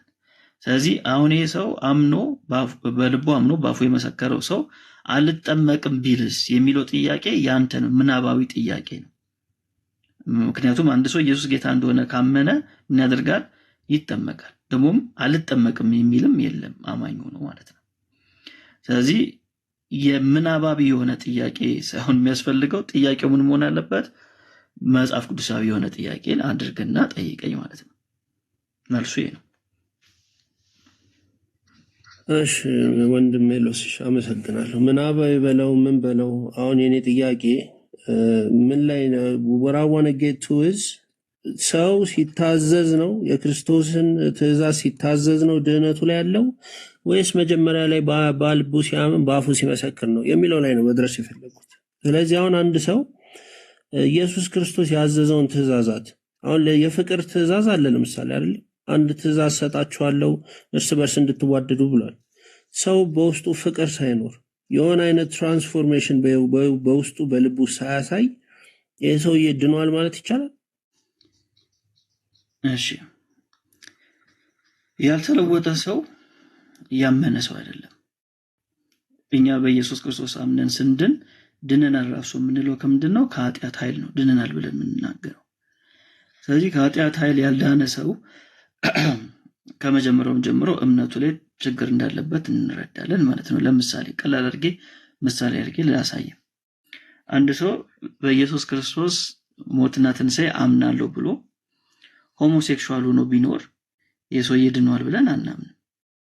ፕራክቲካል የሆነ አመፃው ስላለ ማለት ነው። ተረዳኝ? ለምን ካልከኝ ድነት የምንለው ነገር ዝም ብሎ ቃሉ ስላማረን የምንጠቀመው ቃል ሳይሆን ድነት ማለት ለውጥ ነው፣ የህይወት ለውጥ ነው። ከኃጢአት ኃይል መዳን ነው። ድነናል ራሱ ስንል እሱን ማለታችን ነው። ከኃጢአት ኃይል ድኛለሁ እያልኩ ነው። ስለዚህ ይሄ ሰው አዲስ ፍጥረት ይሆናል፣ ዳግም ይወለዳል። ስለዚህ አዲስ ፍጥረት የሆነ ሰው ዳግም የተወለደ ሰው ደግሞ ምን ያደርጋል? ያንን ዳግም የተወለደበትን የህይወት አይነት ይኖራል ማለት ነው። ካልኖረ ካልከኝ አሁን እንዳልኩ ሆሞሴክሹዋል ሆኖ የሚኖር ከሆነ ሰውዬ የሚያሳየው ምንድነው? መጀመሪያውንም አልተለወጠም፣ ዳግም አልተወለደም። የተቀበለው ህይወት የለም ማለት ነው እንጂ ዳግም የተወለደ ሰው የሚኖረው ህይወት ያገኘውን የጽድቅን ህይወት ነውና እሱን ነው የሚገልጠው ማኒፌስት የሚያደርገው እሱ ነው። እኔ አሁን እንደዚህ ስትል ሜሎስ እኔ አሜን ነው የምለው። ለምን እንደሆነ ታውቃለህ? አንድ ክርስቲያን ክርስቲያንነቱ የሚረጋገጠው ሆኖ ሲገኝ ነው። ስራው ራሱ ክርስቲያን ሲል ነው እያልከኝ ነው። እና በእምነት ብቻ አይደለም። አሁን በእምነት ብቻ ነው ያሰኘዋል። ግን ይህንን ድህነት ታዲያ ሌላ ምንድን ነው የሚያሰኘው? ሌላ ነገር አላደረገም ሰውዬ። ለምን በስራ ካልተገለጠ ይሄ ሰውዬ አመነ ሊባል አይችልም እያልከኝ በእምነት ብቻ ነው ልንለው እንችላለን? ይሄ ሰው ክርስቲያን የሚሆነው ወይም ደግሞ ዳግም የሚወለደው በእምነት ነው። ሌላ ነገር ያስፈልገው። ለምሳሌ እሱም ራሱ እኮ ተቀባይነት የለውም አልከኝ። በስራ ካልተገለጠ አላመነም እኮ እያልኩ ነው። እሱን ነገር ለየልኝ። እምነቱ ራሱ ተቀባይነት የለውም በስራ ካልተገለጠ አልከኝ። በቃ እምነት የሚባል ነገር ማታነሳም እያልኩ ነው። ምክንያቱም የሰውዬ አላመነም እያልኩ እስከሆነ ድረስ እምነት የሚለውን ነገር አናነሳም። ለዚህ ሰው ምንድነው መሰለ የምነግረው? መልካም ስራ አይደለም ምለው ይሄን ሰውዬ። አየህ፣ ይሄን ሰውዬ ምንድነው ምለው? እመን ነው ምለው እንጂ መልካም ስራ አለው ስላላመነ ማለት ነው። እመን ነው ምለው። በጌታ በኢየሱስ ክርስቶስ እመን ትድናለህ ነው ማለት ነው። ሰውየውማ በኢየሱስ ክርስቶስ አምኖ ኮንፌስ አድርጎ ተጠምቋል።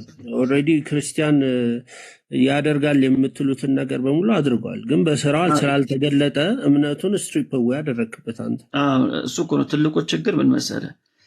ቅድም ያልኩ ሮሜ ምዕራፍ 10ን የጠቀስኩልህ እሱ ነው። ሰው በልቡ የሚለውን ነገር ማስመር አለብን። እኛ አሁን በጣም ብዙ ጊዜ የምንሸወደው ክርስቲያን ነኝ ስላለ መጽሐፍ ቅዱስን ስለያዘ ክርስቲያንና አማኝ ይመስለናል። ግን እንደሱ አይደለም።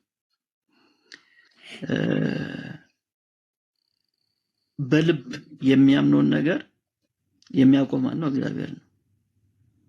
ስለዚህ ጄኒዩን የሆነ ፌዝ ያስፈልጋል። ህያው የሆነ እምነት ያስፈልጋል። አየህ፣ ህያው የሆነ እምነት ደግሞ ከእግዚአብሔር ጋር ያለህን ትክክለኝነት የሚያሳይ ነው። ስለዚህ ይህ ሰው ባልተገባ የህይወት መስመር ላይ የሚኖር ከሆነ ጠቅላላ ህይወቱ ያመጽ ከሆነ ጠቅላላ ህይወቱ ነው እያልኩ ያለሁት። መሳሳትን መውደቅን ምናምን አይደለም እያወሩ ያለሁት። ጠቅላላ ህይወቱ ያመጽ ህይወት ከሆነ ይህን ሰው መልካም ስራ ከዚህ ኃጢአት ተለይ አይደለም ምለው። ይህን ሰው ምንድነው ምለው? እመን ነው ምለው። እውነተኛ እምነት ይኖር፣ ህያው እምነት ይኖር ብዬ ነው የምናገረው። ለዛ እኮ ነው ለምሳሌ በቀላል ነገር ባስረዳ። አሁን እኔ በመጽሐፍ ቅዱስ አምናለሁ እያልኩ ነው አይደል? እኔ በኢየሱስ ክርስቶስ አምናለሁ እያልኩኝ ነው። ግን አንተ እንደ አንድ ኦርቶዶክሳዊ ሜሎስ ድኗል ወይ ተብለህ ብትጠየቅ ሜሎስ ድኗል ብለህ አታምንም አይደል? የኔን ፐርሰናል ኦፒኒየን አትጠይቀኝ። ምክንያቱም እኔ ፐርሰናል ኦፒኒየን አልፈልጉም። እንደ አንድ ኦርቶዶክሳዊ ያልኩ እኮ ለዛ ነው። እንደ ኦርቶዶክሳዊ ሜንታሊቲ ኦርቶዶክስ ቤተክርስቲያን ውጪ ድነት የለም ብላችሁ ስለምታምኑ የፈለገ ኢየሱስ ጌታ ነው ብል በስላሴ ባመን መጽሐፍ ቅዱስን ብቀበልም ከአንዲቷ ቤተክርስቲያን ውጪ የሆነ ሰው ድነት የለውም ብላችሁ ስለምታምኑ ድኗል ብላ አታምንም። ስለዚህ እውነተኛውን ኢየሱስን ተቀበል ነው ልትለኝ የምትችለው አይደል? እሺ ጌት ዩ ፖይንት። እንደዛ የምትለኝ ልክ እንደዛው እኔም አንድ ሰው በትክክለኛ የህይወት መስመር ውስጥ ከሌለ ሙሉ ህይወቱ ያመጻ ህይወት ከሆነ ምለው ምንድነው? ጌታ ኢየሱስ ክርስቶስን እመን ነው ምለው። በቃ አሁን ልክ እኮ ነው። አሁን አንተ የምትናገረው ነገር ልክ ነው። ስለዚህ አሁን አገልጋይ ነኝ ቢል አንድ ሰው የኢየሱስ ክርስቶስን ስም 24 ሰዓት ቢጠራ በህይወቱ ግን ትራንስፎርሜሽን ከሌለ በስራ ካልተገለጠ እምነቱ ባዶ ነው፣ ተቀባይነት የለውም እያልከኝ ነው። እና አመሰግናለሁ። ስለዚህ እግዚአብሔርን እንዲያውቁ በግልጥ ይናገራሉ የሚለው ቲቶ ላይ የተጻፈው አሁን እነዛ ሰዎች አልዳኑም ብለህ ነው አንተ የምታምነው ማለት ነው። እንግዲህ ደጋግሜ እንድነግርህ ከፈለክ መደጋገም እችላለሁ። አይ ነው ሰው ይሄ ሪሰርች ያደርገዋል እንጂ መልካም ነው። ግን ምን መሰለህ ምን መሰለህ ሁሉም የህይወት እንዳንተ አለ ትራንስፎርሜሽን የህይወት ትራንስፎርሜሽን የሌለው ሰው የህይወት ትራንስፎርሜሽን ማለት አመፃን መለየት አለብን። መውደቅና መነሳት ይለያያል። አሁን ለምሳሌ እንዲህ ብለህ ብትጠይቀኝ አንድ ሰው በጌታ በኢየሱስ ክርስቶስ አምኖ ቅድም ባልነው መስፈርት መሰረት በሮሜ 10 መስፈርት መሰረት አምኖ የመሰከረ ሰው የዘላለም ሕይወት አለው። በሚኖረው ሕይወት ውስጥ ደግሞ ያው ሁላችንም ፐርፌክቶች አይደለንም፣ እንስታለን። በአንደበትም እንስታለን፣ በአንዳንድ ነገሮችም እንስታለን። ያ የሳተ ሰው ቢሞት ምንድን ነው የሚያጋጥመው ካልከኝ የዘላለም ሕይወት ነው የሚወርሰው። ምክንያቱም በዚህ ምድር ላይ ፐርፌክሽን ስለሌለ ማለት ነው። ምንም እንኳን ወደዛ ፐርፌክሽን የተጠራን ሰዎችን ብንሆንም የኢየሱስ ክርስቶስ ደም የሚያስፈልገው ወድቆ ለሚነሳ ሰው ስለሆነ ጋራንቲ አለው። ግን ሙሉ ለሙሉ ህይወቱ ያመጻ ህይወት የሆነ ሙሉ ለሙሉ ኢየሱስን ከመቀበሉ በፊት አይነት ህይወት የሚመላለስ ሰው ከሆነ ያ ሰውዬ ከምን ዳነ? ከምንም አልዳነም። ስለዚህ ያመነ ሰው አይደለም። እሱ ነው የኛ ፖይንትና የናንተ ፖይንት በጣም የሚለያየው እዚህ ጋር ነው። አይ የኛና የናንተ ሳይሆን እኔ ሆነስትሊ አሁን ያንተን ኦፒኒየን ስሰማ እኔ ሪስፔክት ግን ሁሉም እንዳንተ የሚያስብ አይደለም። እዚህ ጋር ራሱ 1000 አይነት ኦፒኒየኖች ሰምቻለሁ። የኔ ድህነት ፈጽሞ አይጠፋም፣ የፈለገ ነገር ባደርግ ከክህደት ውጪ ነው የፈለጉትን ብሰራ ድናለው የሚል አለ። አንዳንዱ በቃ እኔ ሲልድ ነኝ በአሁን ሰዓት በክርስቶስ በዙፋኑ ስር ተሰውር ያለው የኔ ድህነት ምንም አይነካም የሚል አለ። ብዙ አይነት ኦፒኒየን እየሰማን ስለሆነ እኔ አሁን አንተ የነገርከኝ የአንተ ፐርሰናል ኦፒኒየን ብዬ ነው የምወስደው። ሪስፔክት እኔም እንደዛ ብዬ ነው የማምነው። እኔ እንግዲህ እስካሁን ድረስ ሰው ህይወቱ ሳይቀየር ምንም አይነት ትራንስፎርሜሽን ሳይኖረው በፊት ኢየሱስን ከመቀበሉ በፊት ባለው የህይወት ልምምድ ውስጥ እየተመላለሰ ይድናል የሚል ሰው ካለ ያ ሰው ተሳስቷል። ከኛም መካከል እንደዛ ብሎ የሚያምን ሰው አለ ብዬ አላስብም፣ ስላልሰማው። አይ እንደዛ የሚል አስተማሪ አለ ሰምቻለሁ የምትለኝ ከሆነ ያን ሰው መጀመሪያ የምቃወመው ይሆናለሁ፣ ማስረጃ ካለ ማለት ነው። በቃ መልካም ነው እንደዛ። ምክንያቱም አሁን ለምሳሌ ቀላል አድርጌ ምሳሌ ልስጥ። አንድ ሰው ጌታ ኢየሱስን ከመቀበሉ በፊት ሰካራም ቢሆን ጌታ ኢየሱስን ተቀብሎ አሁንም ሰካራም ከሆነ የዚህ ሰውዬ ከምንድን ሄዳ ነው? የሰውዬ እንደዛ ብሎ የሚያስብ ሰው አለ? እንደዛ የሚያስብ ሰው ካለ በፍጹም እኔ የጤናማ የመጽሐፍ ቅዱስም ትምህርት አይደለም፣ ትክክለኛውንም የወንጌላውያንንም ትምህርት ይዟል ብዬ አላምንም።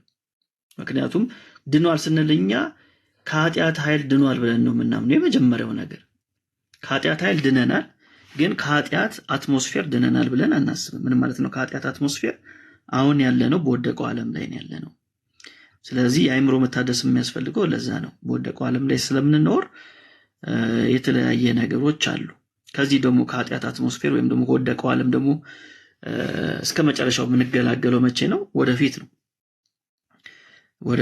ስለዚህ ከኃጢአት ኃይል ድኗል ማለት በፊት አንድ ሰው ያስቸግረው የነበረ በኃጢአት ቁጥጥር ውስጥ ገብቶ በነበረበት ጉዳይ ላይ ጌታ ኢየሱስ ክርስቶስን ካመነ በኋላ ይለወጣል። ያ ሰው ትራንስፎርም ይሆናል፣ አዲስ ፍጥረት ይሆናል እኮ ነው የሚለን መጽሐፍ።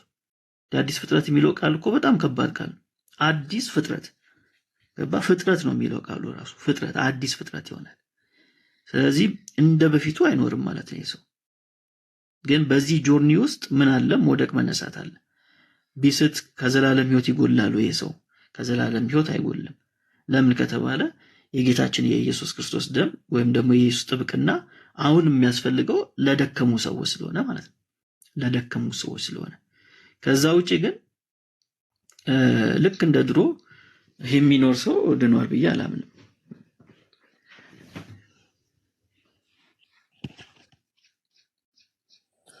መልካም ነው። ጥሩ ነው። ስለዚህ በኃጢአት ጸንቶ መኖር ከልጅነት ያስቆርጣል፣ በፈጣሪ ዘንድ ተቀባይነት የለውም እያለን ነው ሜሎስ። እናመሰግናለን። መጀመሪያም አልዳንም እያልኩ ነው ሰውዬ። ቅድም አወራን እኮ። አይ አንተ አሁን የተጠቀምከው ቃል ልክ ያልሆነ ቃል ነው። እሱን ቅድም አወራን። ቃሉን ያላልኩት ሰውየው መስክሯል፣ በአፉ መስክሯል፣ ጌታን ተቀብያለሁ ብለዋል። ግን በስራው ስላልተገለጠ ተቀባይነት የለውም። እኔ ያልኩትን ቃልና አንተ ያልከው ቃል በጣም ይለያያል። እኔ ከልጅነት ተቆረጠ ምናምን የሚል ነገር አልተጠቀምኩም። እንደዚህ አይነት ቃል አንተ ላይ ተጠቀምኩ፣ እኔ አላልኩኝም። ልጅ ሆኖ ከልጅነቱ ተቆረጠ እያልኩ አይደለም። ሲጀምር ገና ከመጀመሪያውም ልጅ አልሆነም እያልኩ ነው። እሺ፣ በሁለቱ መካከል ቢግ ዲፍረንስ አለ። ከመጀመሪያውማ ክርስቶስን አምኖ አሜን ብሎ በልቡ ተቀብሎ ነበረ።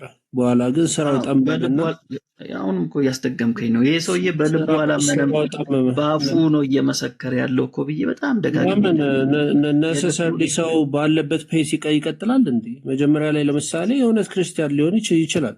በኋላ ግን ህይወትን እየኖረ እየደከመ ቢመጣ በፍጹም አይችልም ማለት እንጂ አይችልም ማለት አንድ ሰው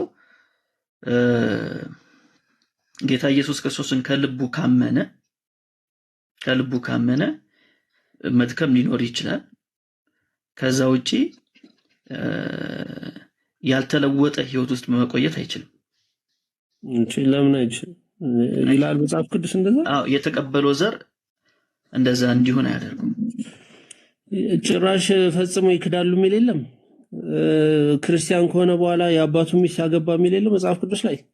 በጣም ጥሩ። አሁን ደግሞ ሌላ ነገር መጣ። ወደ ክደት ነው የመጣው። ሌላ ነገር አይደለም፣ ይሄ ክደት ነው። አሁን ደግሞ እያወራኝ ያለው ዕብራውያን 6:4 ላይ ስለ ክደት ያወራል። አሁን ለምሳሌ አሁን ደግሞ አንደኛ ቆሮንቶስ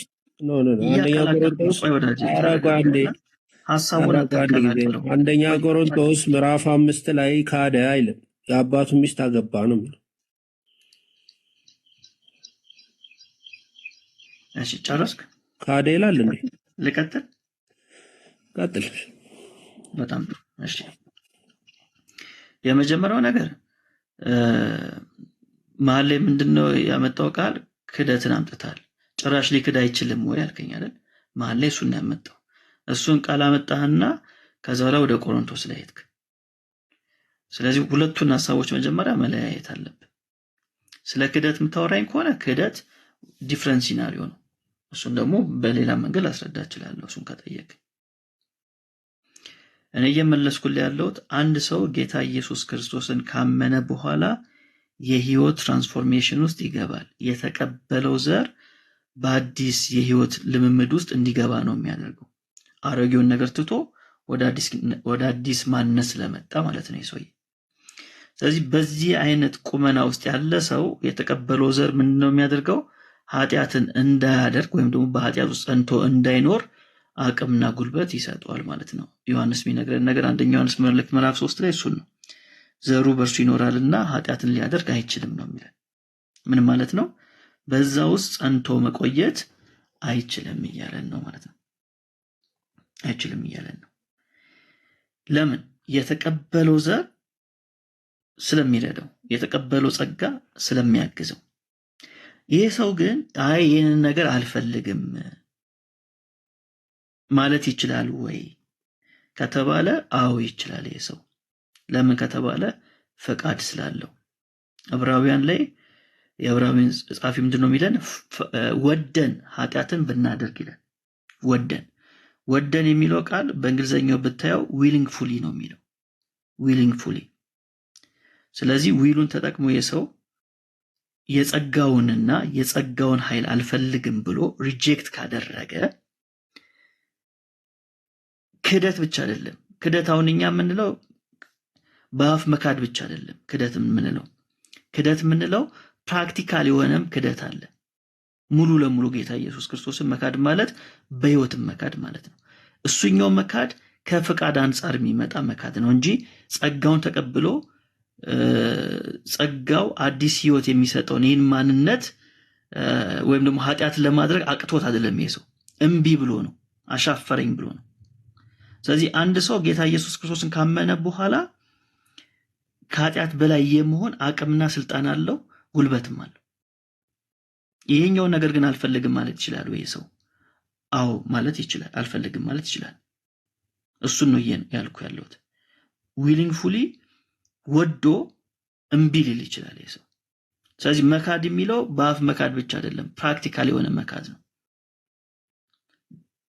የተቀበለው ዘር ግን በጸጋ እንዲኖር ኃጢአትን እምቢ እያለ እያደገ እንዲኖር ያግዘዋል። እና በክርስትና ውስጥ አቃተኝ የሚባል ነገር የለም። ይኸውልህ በክርስትና ውስጥ አቃተኝ የሚባል ነገር የለም። ለምን ከተባለ የጸጋው አቅምና ጉልበት ስላለ። አልፈልግም ግን አለ። እምቢ ማለት ግን ትችላለህ። አልፈልግም እምቢ ማለት ትችላለህ። አቃተኝ ግን ማለት አትችልም። ምክንያቱም የተቀበልከው ጸጋ የኃይል ጸጋ ስለሆነ።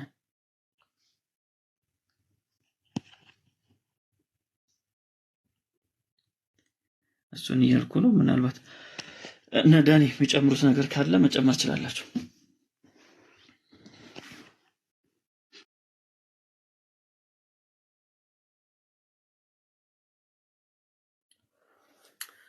ሜላ የምን አንተ ላይ የጨመርከው ሐሳብ ላይ ተጨማሪ ሐሳብ የለኝም። ምንም ጨምሮ ነገር የለኝም።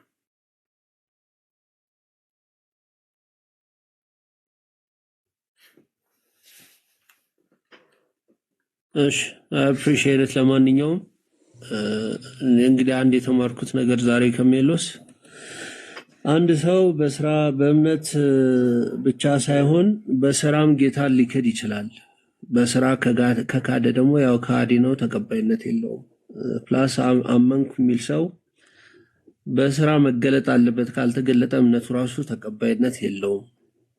እንግዲህ ኦርቶዶክሳውያን እምነትና ስራ ሲሉ እንግዲህ የተለየ ያለ ነገር አይደለም። አቤት ይማርስ እንዳናስረዝመው በቃ የተማርከውን ለራስ ያዘው። ኦሬዲ ሁሉም ሰው ስለሰማ ብቻ ሪፍሌክት አድርግና መረጋጋት እንደምን ትምህርት ያወራውን ሐሳብ ብቻ ጋር ይሄዳሉ ለማለት ነው። በቃ ችግር ታንክ ዩ ሚስ ሪፕሬዘንት ብታደርግ ድጋሚ መመለስ ነው የሚሆነውና ለራስ ሪፍሌክት አድርግ። የገባህ ነገር እንዳለ እኔም አውቃለሁ።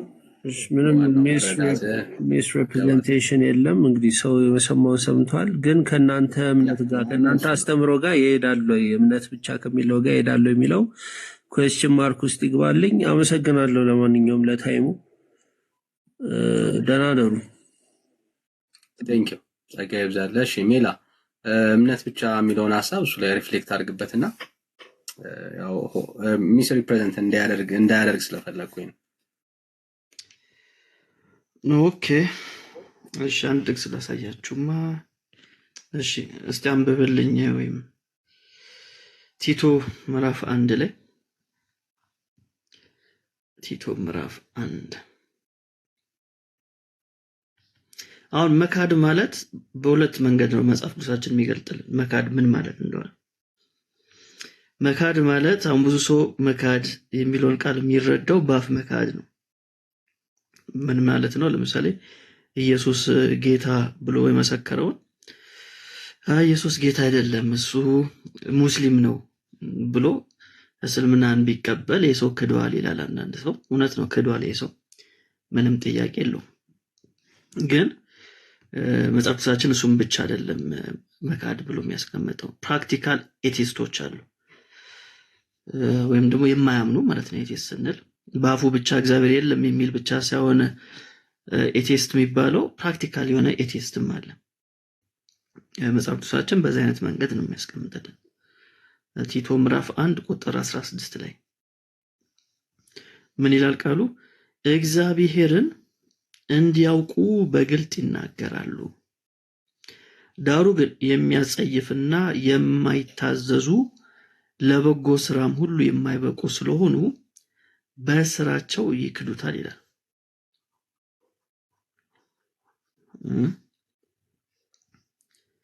እግዚአብሔር እንዲያውቁ ምን ያደርጋሉ? በግልጥ ይናገራሉ። ዳሩ ግን የሚያጸይፍና የማይታዘዙ ለበጎ ስራም ሁሉ የማይበቁ ስለሆኑ በስራቸው ምን ያደርጉታል? ይክዱታል ይላል። ፕራክቲካል የሆኑ ሰዎች እነዚህ ናቸው። ፕራክቲካል ኤቲስቶች እነዚህ ናቸው። ለዚህ ነው ቅድም ደጋግሜ እንደተናገርኩት ሮሜ ምዕራፍ 10 ላይ መዳን የምንለው ነገር አሁን እኛ በቃ ኢየሱስ ጌታ ነው ስላለ አንድ ሰው በቃ ያፉን ስለሆነ የምናውቀው ክርስቲያን ወንድሜ ነው ብዬ ቀበለዋለሁ። ግን ሰማይ የሚያውቀው በልቡ ያመነውን ነው። እኔ ዳኒ ልብ ውስጥ ያለውን አላውቅም። ዳኒ እኔ ልብ ውስጥ ያለውን አያውቅም። የማውቀው ምንድነው? ዳኒ የተናገረውን ነገር አውቃለሁ። ኢየሱስ ጌታ እንደሆነ ዳኒ ይመሰክራል። ከሙታን ኢየሱስ እንደተነሳ ዳኒ ይመሰክራል። ከዚህ ከመሰክርነቱ ቃል ተነስቼ ዳኒ ወንድሜ ነው ብዬ እቀበላለሁ፣ እሱም እኔ እንደዛ ብሎ ይቀበለኛል። የልቡን የሚያውቀው ግን እግዚአብሔር ነው። ማንም እዚህ ውስጥ ገብቶ እኔ ልቡን አውቀዋለሁ እንትናል ማለት የሚችል የለም። ለዛ ነው ደህንነት የሚገናኘው ከልብና ከምስክርነት ጋር የሆነው ለዛ ነው። ስለዚህ ሰማይ ድኗል የሚለውና ብዙ ጊዜ ምድር ላይ ድኗል የምንለው ሰው ሊለያይ ይችላል። ቸርች የመጣ ሁሉ ክርስቲያን አይደለም። ቸርች አብሯቸው የዘመረ ሁሉ ክርስቲያን አይደለም።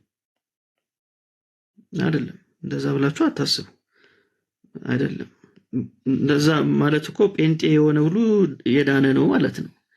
እንደሱ አይደለም። እኛ ለዛ እኮ ነው ሰውን የምናውቀው በክርስቶስ ነው የምንለው ለዛ ነው እንጂ የሆነ ቸርች አባል ስለሆነ ድነዋል ማለት አይደለም። በተለያየ መንገድ ሰው ሊመጣ ይችላል ማለት ነው። በተለያየ መንገድ የሆነ ጥቅም ፈልጎ የሚመጣ ይኖራል አይደል? የሆነ ከሆነ ነገሩ ለመፈወስ ብሎ የመጣ ሊኖር ይችላል። ትዳር ፈልጎ የመጣም ሊኖር ይችላል። በብዙ ኢንቴንሽን ብቻ ሰው በተለያየ ምክንያት ሊመጣ ይችላል። አያችሁ፣ ያን የሚነጥለው ማን ነው? ጌታ ነው። የልቡን የሚያውቀው ጌታ ስለሆነ ማለት ነው። የልቡን የሚያውቀው ጌታ ስለሆነ ግን ጄኒዩንሊ አንድ ሰው ኢየሱስ ክርስቶስ ከሙታን እንደተነሳ ካመነ ኢየሱስ ጌታ እንደሆነ ደግሞ ባፉ ከመሰከረ ያ ሰው 100% የእግዚአብሔር ልጅ ይሆናል፣ ይድናል። ከምን ይድናል? ከኃጢአት ኃይል ይድናል። አዲስ ህይወትን ይጀምራል። ስለዚህ ዳግም ተወለደ ስንል እኮ በመንፈሳዊ ዓለም ላይ ገና ህፃን ነው ማለት ነው። ሰው ገና ህፃን ልጅ ነው። ስለዚህ ማደግ ይጠበቅበታል ማለት ነው። ግን የሚያድገው ማን ነው? ይሄ ዳግም የተወለደው ልጅ ነው የሚያድገው አይደል? እኔ በስጋ ከእናቴ ስወለድ ሰው ነኝ፣ አሁንም ሰው ነኝ አይደል? የበለጠ ሰው አልሆንኩኝም። ስወለድም ሰው ነኝ፣ አሁንም ሰው ነኝ። ወደፊትም ጌታ እድሜ ከጨመረልኝ በተጨመረልኝ እድሜ ላይ ምንድነኝ? ሰው ነኝ፣ እያደግኩ እመጣለሁ። ስለዚህ ዳግም የተወለደ ሰው ዳግም በተወለደበት በዛች ቅጽበት ውስጥ ምንድነው? ዳግም የተወለደ ህፃን ልጅ ነው መንፈሳዊ ዓለም ላይ አይደል? ስለዚህ 1 ዓመት 2 ዓመት 3 ዓመት ሲቆይ ይሄ ሰው ዳግም የተወለደ ሰው ነው። ምን መሆን አለበት? ማደግ ይኖርበታል። የሚያድገው ወዴት ነው? ክርስቶስን ወደ መምሰል ያድጋል ማለት ነው። ክርስቶስን ወደ መምሰል ያድጋል። ስለዚህ የተቀበለው ጸጋ አለ፣ የተቀበለው ዘር አለ። ያ የተቀበለው ጸጋና የተቀበለው የእግዚአብሔር ዘር በኃጢአት ጸንቶ እንዲኖር አያደርገውም።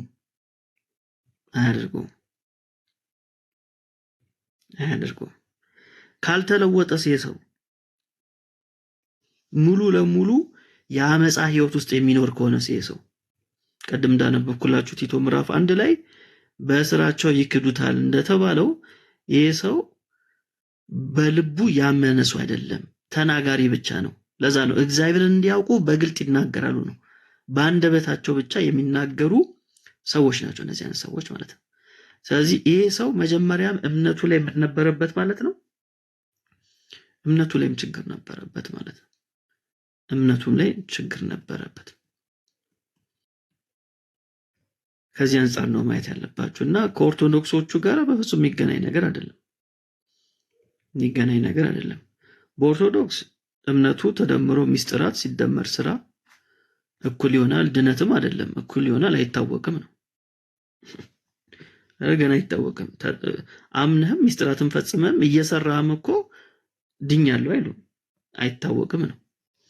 እና ከኦርቶዶክሱ ጋር ምንም የሚገናኝ ሐሳብ የለው። ቅድም ለዛ ነው ለምሳሌ እንደምሳሌ የጠቀስኩት ሆሞሴክሹዋሊቲ ቢጠቅሻለሁ። አንድ ሰው ክርስቲያን ነኝ ግን ግብረ ሰዶማዊ ነኝ፣ ወንድ ነው ማግባት የምፈልገው፣ ሴቱና ሴት ነው ማግባት የምፈልገው የሚል ሰው ይሄ ሰው ዳግም ተወልዷል ወይ? አልተወለደም። ክርስቲያን ነው ወይ? አይደለም። በአፉ እኮ ሊመሰክር ይችላል። ጂሰስ ኢዝ ሎርድ ሊል ይችላል። ፓስተሮች የሉም እንዴ? ፓስተር በሚል መጠሪያ ሌላው ዓለም ላይ አሉ እኮ ሆሞሴክሹዋሉ ነው እና እሱ በጌታ ወንድሜ ነው እንዴ? አይደለም። የዳነ ሰው ነው ያዳነ። ከምን ዳነ ሰውዬ እንዴ? የአመፃ ህይወት ውስጥ ቁጭ ብሎ ለአመፃ ህይወቱ ደግሞ እውቅና እየሰጠው እግዚአብሔር በማንነቴ ነው የሚወደኝ በስራዬ አይደለም የሚል ሰው ይሄ ሰው መጀመሪያውንም ድኗል ወይ መጀመሪያውንም ጌታ ተቀብሏል ወይ የሚል ጥያቄ ነው የሚያስነሳበት አይደል? እንደዚህም ብሎ የሚያመን ቤተክርስቲያን ካለ ያን ቤተክርስቲያንም አይደለም ሲጀመር ገና አይደለም። ጌታ የእሳት ዲንን ያዘነበበትን ተግባር በነገራችን ላይ እግዚአብሔር ያ ማንነቱ አሁንም አልተቀየረም። እግዚአብሔር ፍቅር መሆኑን አየን እንጂ እግዚአብሔር አሁንም የሚባላ እሳት ነው። በዛ እንዳትሳቱ መሳት አያስፈልግም። በዚህ አመፃ ውስጥ ያለ ሰው ያ እሳት ይጠብቀዋል፣ ምንም ጥያቄ የለውም። ከሞት በኋላ ካልተመለሰ ከሞት በኋላ ይጠብቀዋል ያ እሳት። አሁንም ያን ሰዶም ላይ የዘነበው እሳት ከሞት በኋላ ይጠብቀዋል፣ ለዘላለሙ ሲዘንብበት ይኖራል፣ ምንም ጥያቄ የለውም። አያችሁ? ስለዚህ እምነት ብቻ ስንል ያለኔ ስራ ምንም ነገር ሳላደርግ ጌታ ኢየሱስ ክርስቶስን የእውነት ከልቤ ካመንኩት ጌትነቱን ከመሰከርኩ ዳግም እወለዳለሁ ማለት ነው። ዳግም እወለዳለሁ። ይሄ ነው ሐሳቡ እና ከኦርቶዶክሶቹ ጋር ምንም የሚያገናኘው ነገር የለም። the only thing እቺ ብቻ ብዬ ልጨርስ። እምነት ስንል ደጋግመን እምነት ብቻ ሲባል አምናሃል ወይ ነው በቃ ትልቁ ጥያቄ። እምነት ብቻ ለማለት ራሱ እኮ እምነቱ አለ ወይ ነው። እምነቱ ከሌለው ይሄ ሰው ዝም ብሎ ባፉ ብቻ ተደባልቆ አሁን ለምሳሌ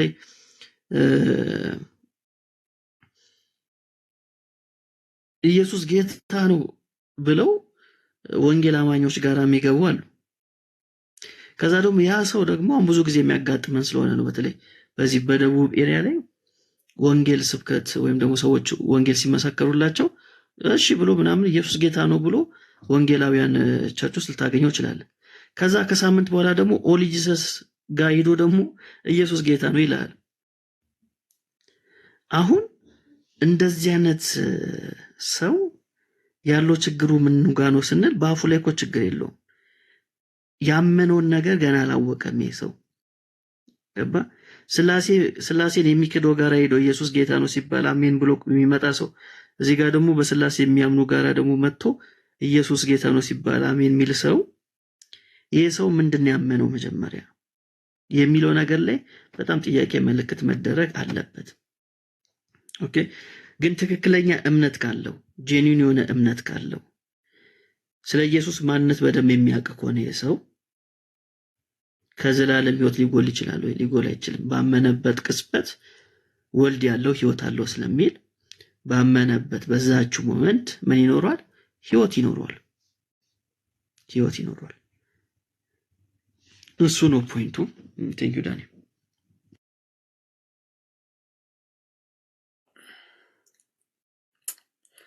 ጸጋ ይብዛል። እሺ ብሩኬ አለ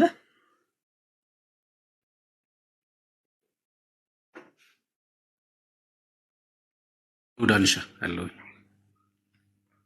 እሺ አቢን ተቀበለው እስቲ። እሺ አበበ እንኳን ደህና መጣ። ሜላ ተባረክ። እንኳን ደህና ቆያችሁ። ሰላም ነው? እግዚአብሔር ይመስገን። ከየት ቤተ እምነት ነው? ከኦርቶዶክስ። ያወራን ያለነው ቁርባን፣ ጥምቀት፣ ሜሮን ያለነው ርዕስ ቁርባን፣ ጥምቀት፣ ሜሮን ህይወት እዛ ላይ ጥያቄ ነበረኝና ማብራሪያ እንዲሰጠኝ ነበረ። አንተ አሁን ለምሳሌ እምነትህን ንገረን። ድምጼ ርቋል። የምታምነውን ትነግረንና ከዛ ደግሞ ጥያቄዎችን ጠይቅና መልስልሃለን። አይኔ ስለ ያው እኔ ብዙም እውቀት የለኝም፣ ግን ያው ልጠይቅህ እሺ ለመጠየቅ እንጂ መልስ የለህም ማለት ነው። የገባኸው ለመጠየቅ ብቻ ነው። አይ ብዙም በወንጌል የዳንኩ ሰው አይደለም። እሺ ጥያቄ ምንድን ነው? አሁን ለምሳሌ በክርስቶስ ያመነ ሰው የዘላለም ሕይወት ያገኛል አይደለ?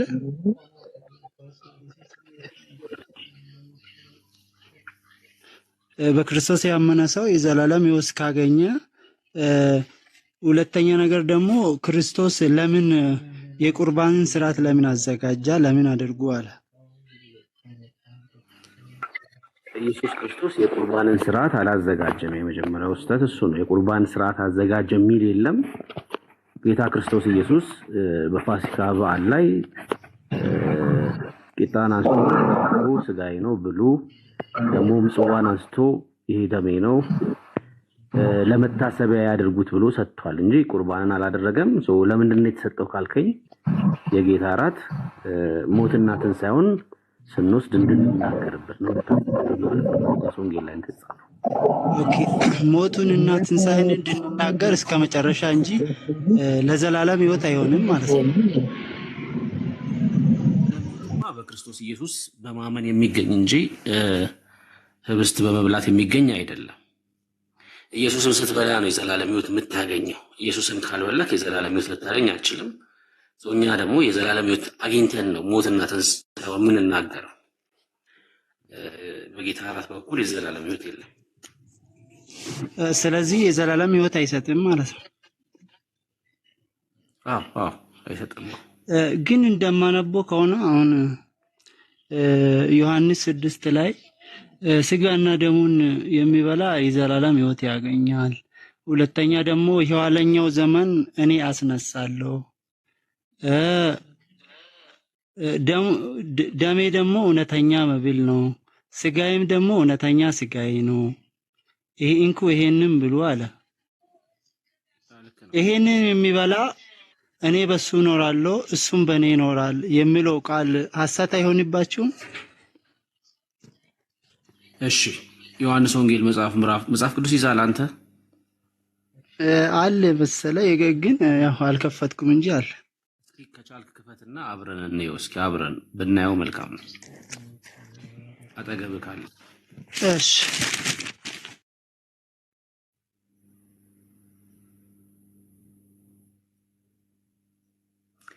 ስታዘጋጅ ንገረኝ።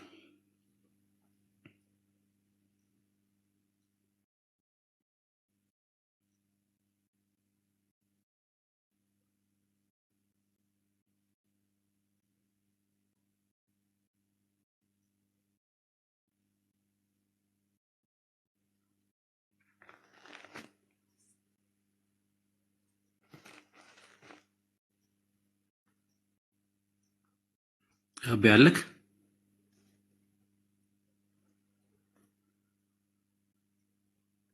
አበበ ፓስተር ዳዊት ሞላልኝ አንዴ ሲናገር አሁን ኔትወርክ አስወጣው እና ተመልሰ፣ ምናልባት ኔትወርክ ከሆነ ተመልሰን ፓስተር ዳዊት ሲናገር እንደዚህ አለ። እኔ መድረክ ላይ ቆሜ አበበ በሱ በላ ብዬ ብናገር አሜን ማለት ነው ያለባችሁ አለ። ለምን ምትሉኝ ከሆነ አበበ በሱ በላ ስል አበበም በሱ ያበላ አምላክ ብላችሁ ነው መስማት ያለባችሁ አለና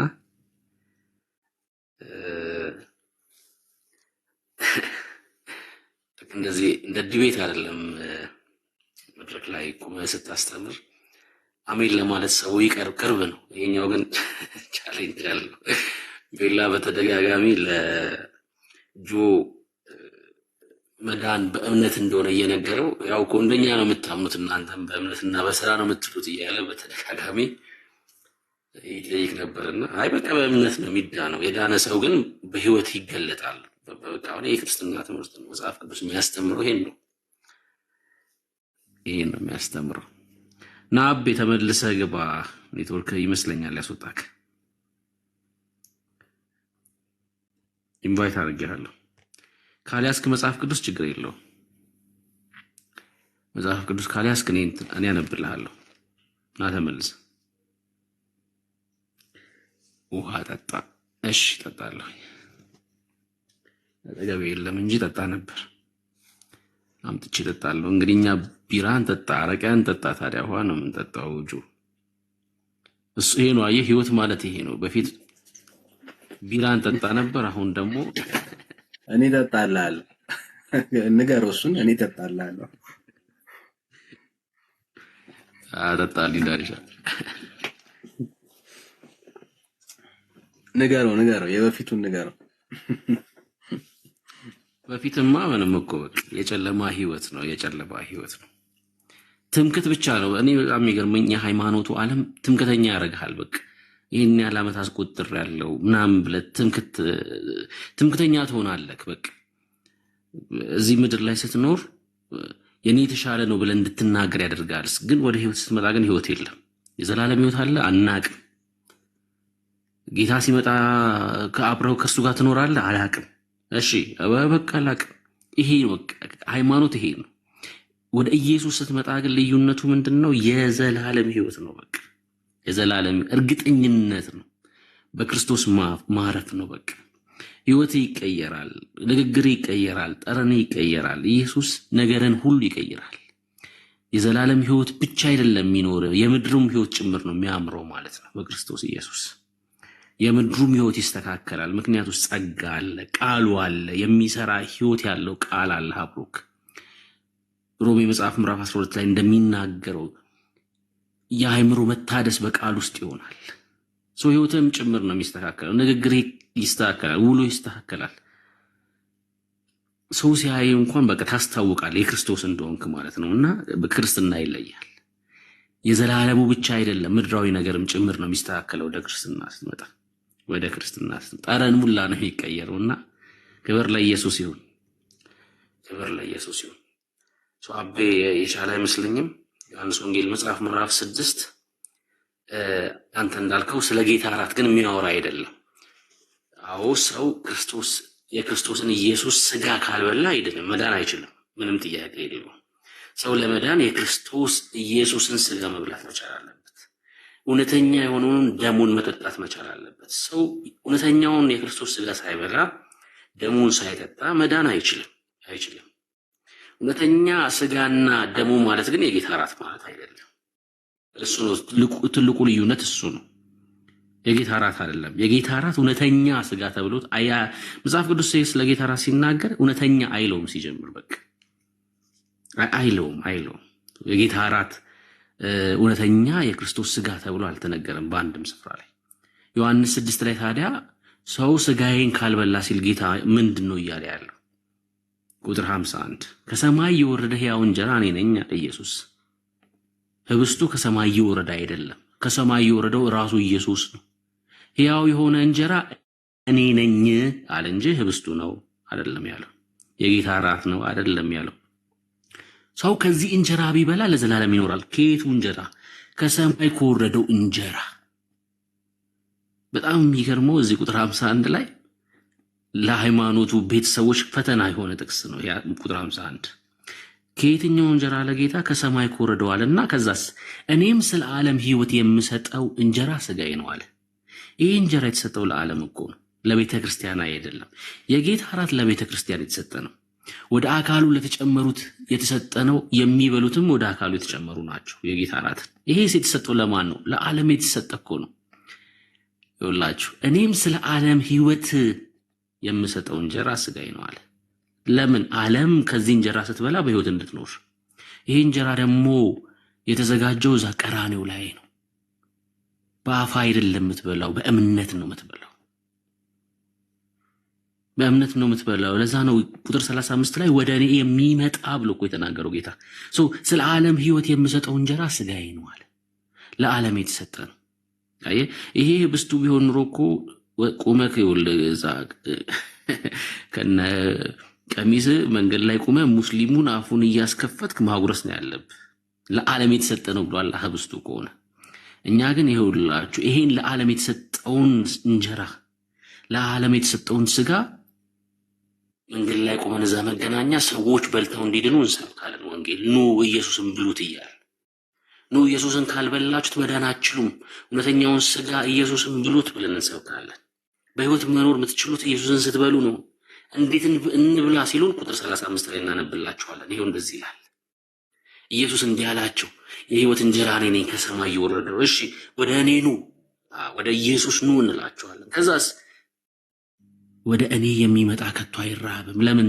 ዘላለማዊ ምግብ ነው፣ የማያስርብ ምግብ ነው ኢየሱስ። ወደ እኔ የሚመጣም ደግሞ ከቶ አይራብም፣ በእኔ የሚያምን ሁልጊዜ ከቶ አይጠማም። እውነተኛውን ስጋ እውነተኛውን ደም ክርስቶስን ቀራንዮ ላይ እግዚአብሔር አብ ያዘጋጀውን ድግስ በልተናል በእምነተኛ። ለዛ ነው የዘላለም ሕይወት አለን፣ በመጨረሻውም ቀን ደግሞ ጌታ ያስነሳናል ብለን የምናምነው። ለዛ ነው ሰው ዮሐንስ ወንጌል መጽሐፍ ምዕራፍ 6 አበበ የሰማይ ስለሆነ ታችሁነት ስለ ጌታ እራት አይደለም፣ እውነተኛ ስለሆነው ስለ ክርስቶስ ኢየሱስ ነው የሚያወራው፣ ከሰማይ ስለወረደው እንጀራ እንጂ የጌታ እራት የዘላለም ሕይወት ይሰጣል የሚል ክፍል አይደለም። ተባረክ አቤ ዳንሻ።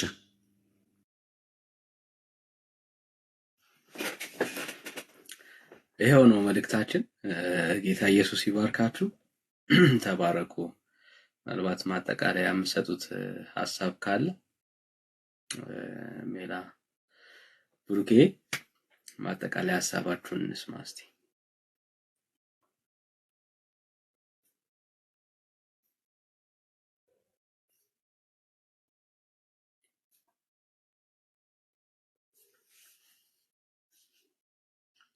ብሩኬ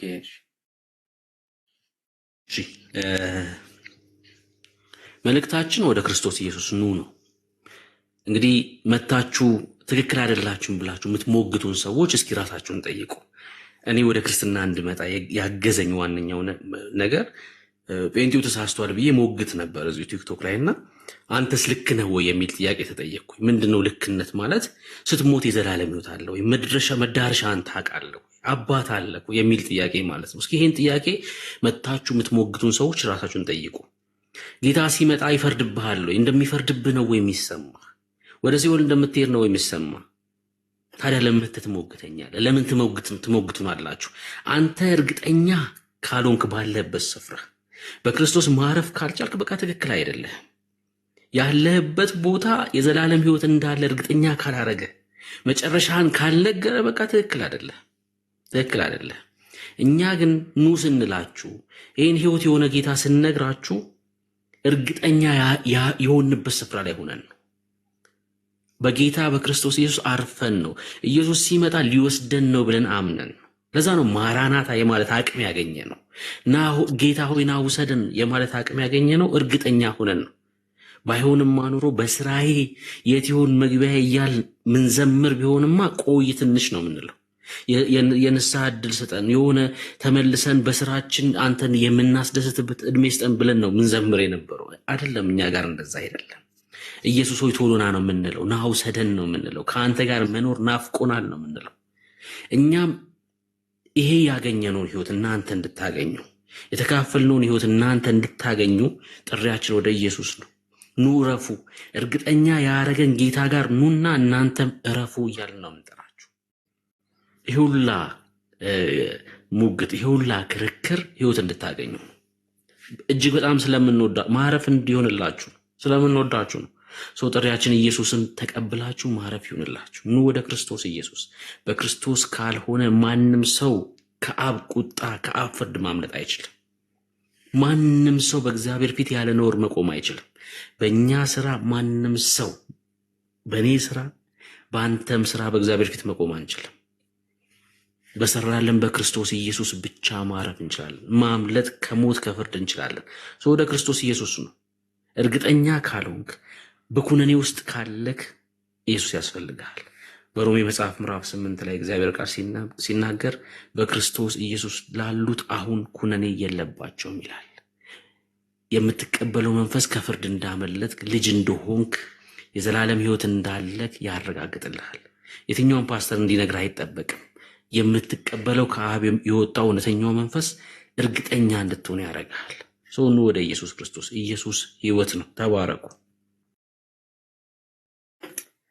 አሜን። ጸጋ ይብዛልህ ብሩኬ።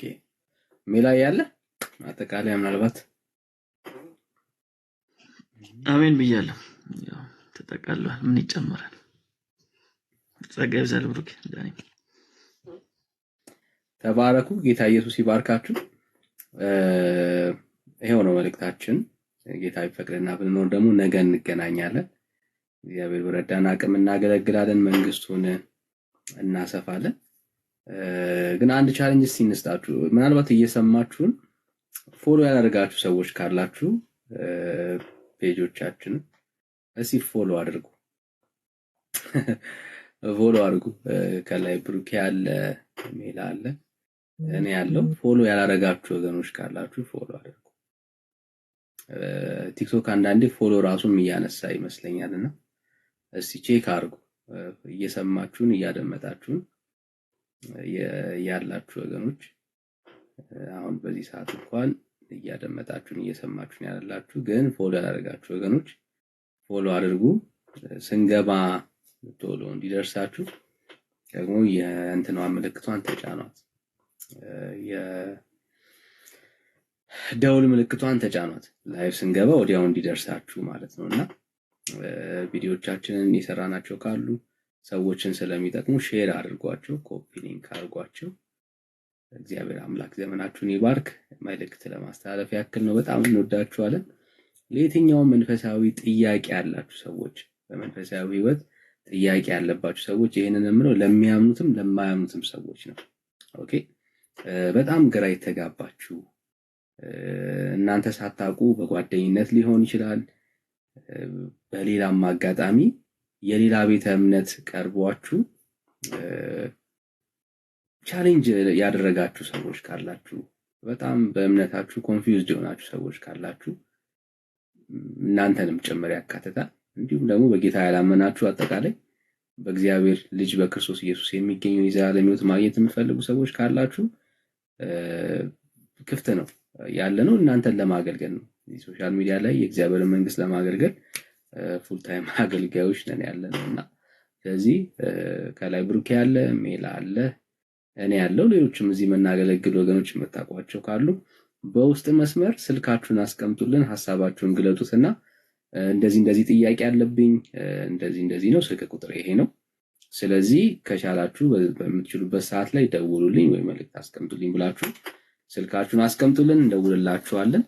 ጸሎትም የሚያስፈልጋችሁ ሰዎች ካላችሁ እንደዚሁ እናንተም በውስጥ መስመር አግኙን፣ እንጸልይላችኋለን። ጌታችን ኢየሱስ ክርስቶስ የተባረከ አምላካችን ነው፣ ተስፋችንም ነው። ስለዚህ መልካም አዳር መልካም ምሽት ይሁንላችሁ። ጌታ ቢፈቅድ እንገናኛለን። ተባረኩልኝ ወዳጆች።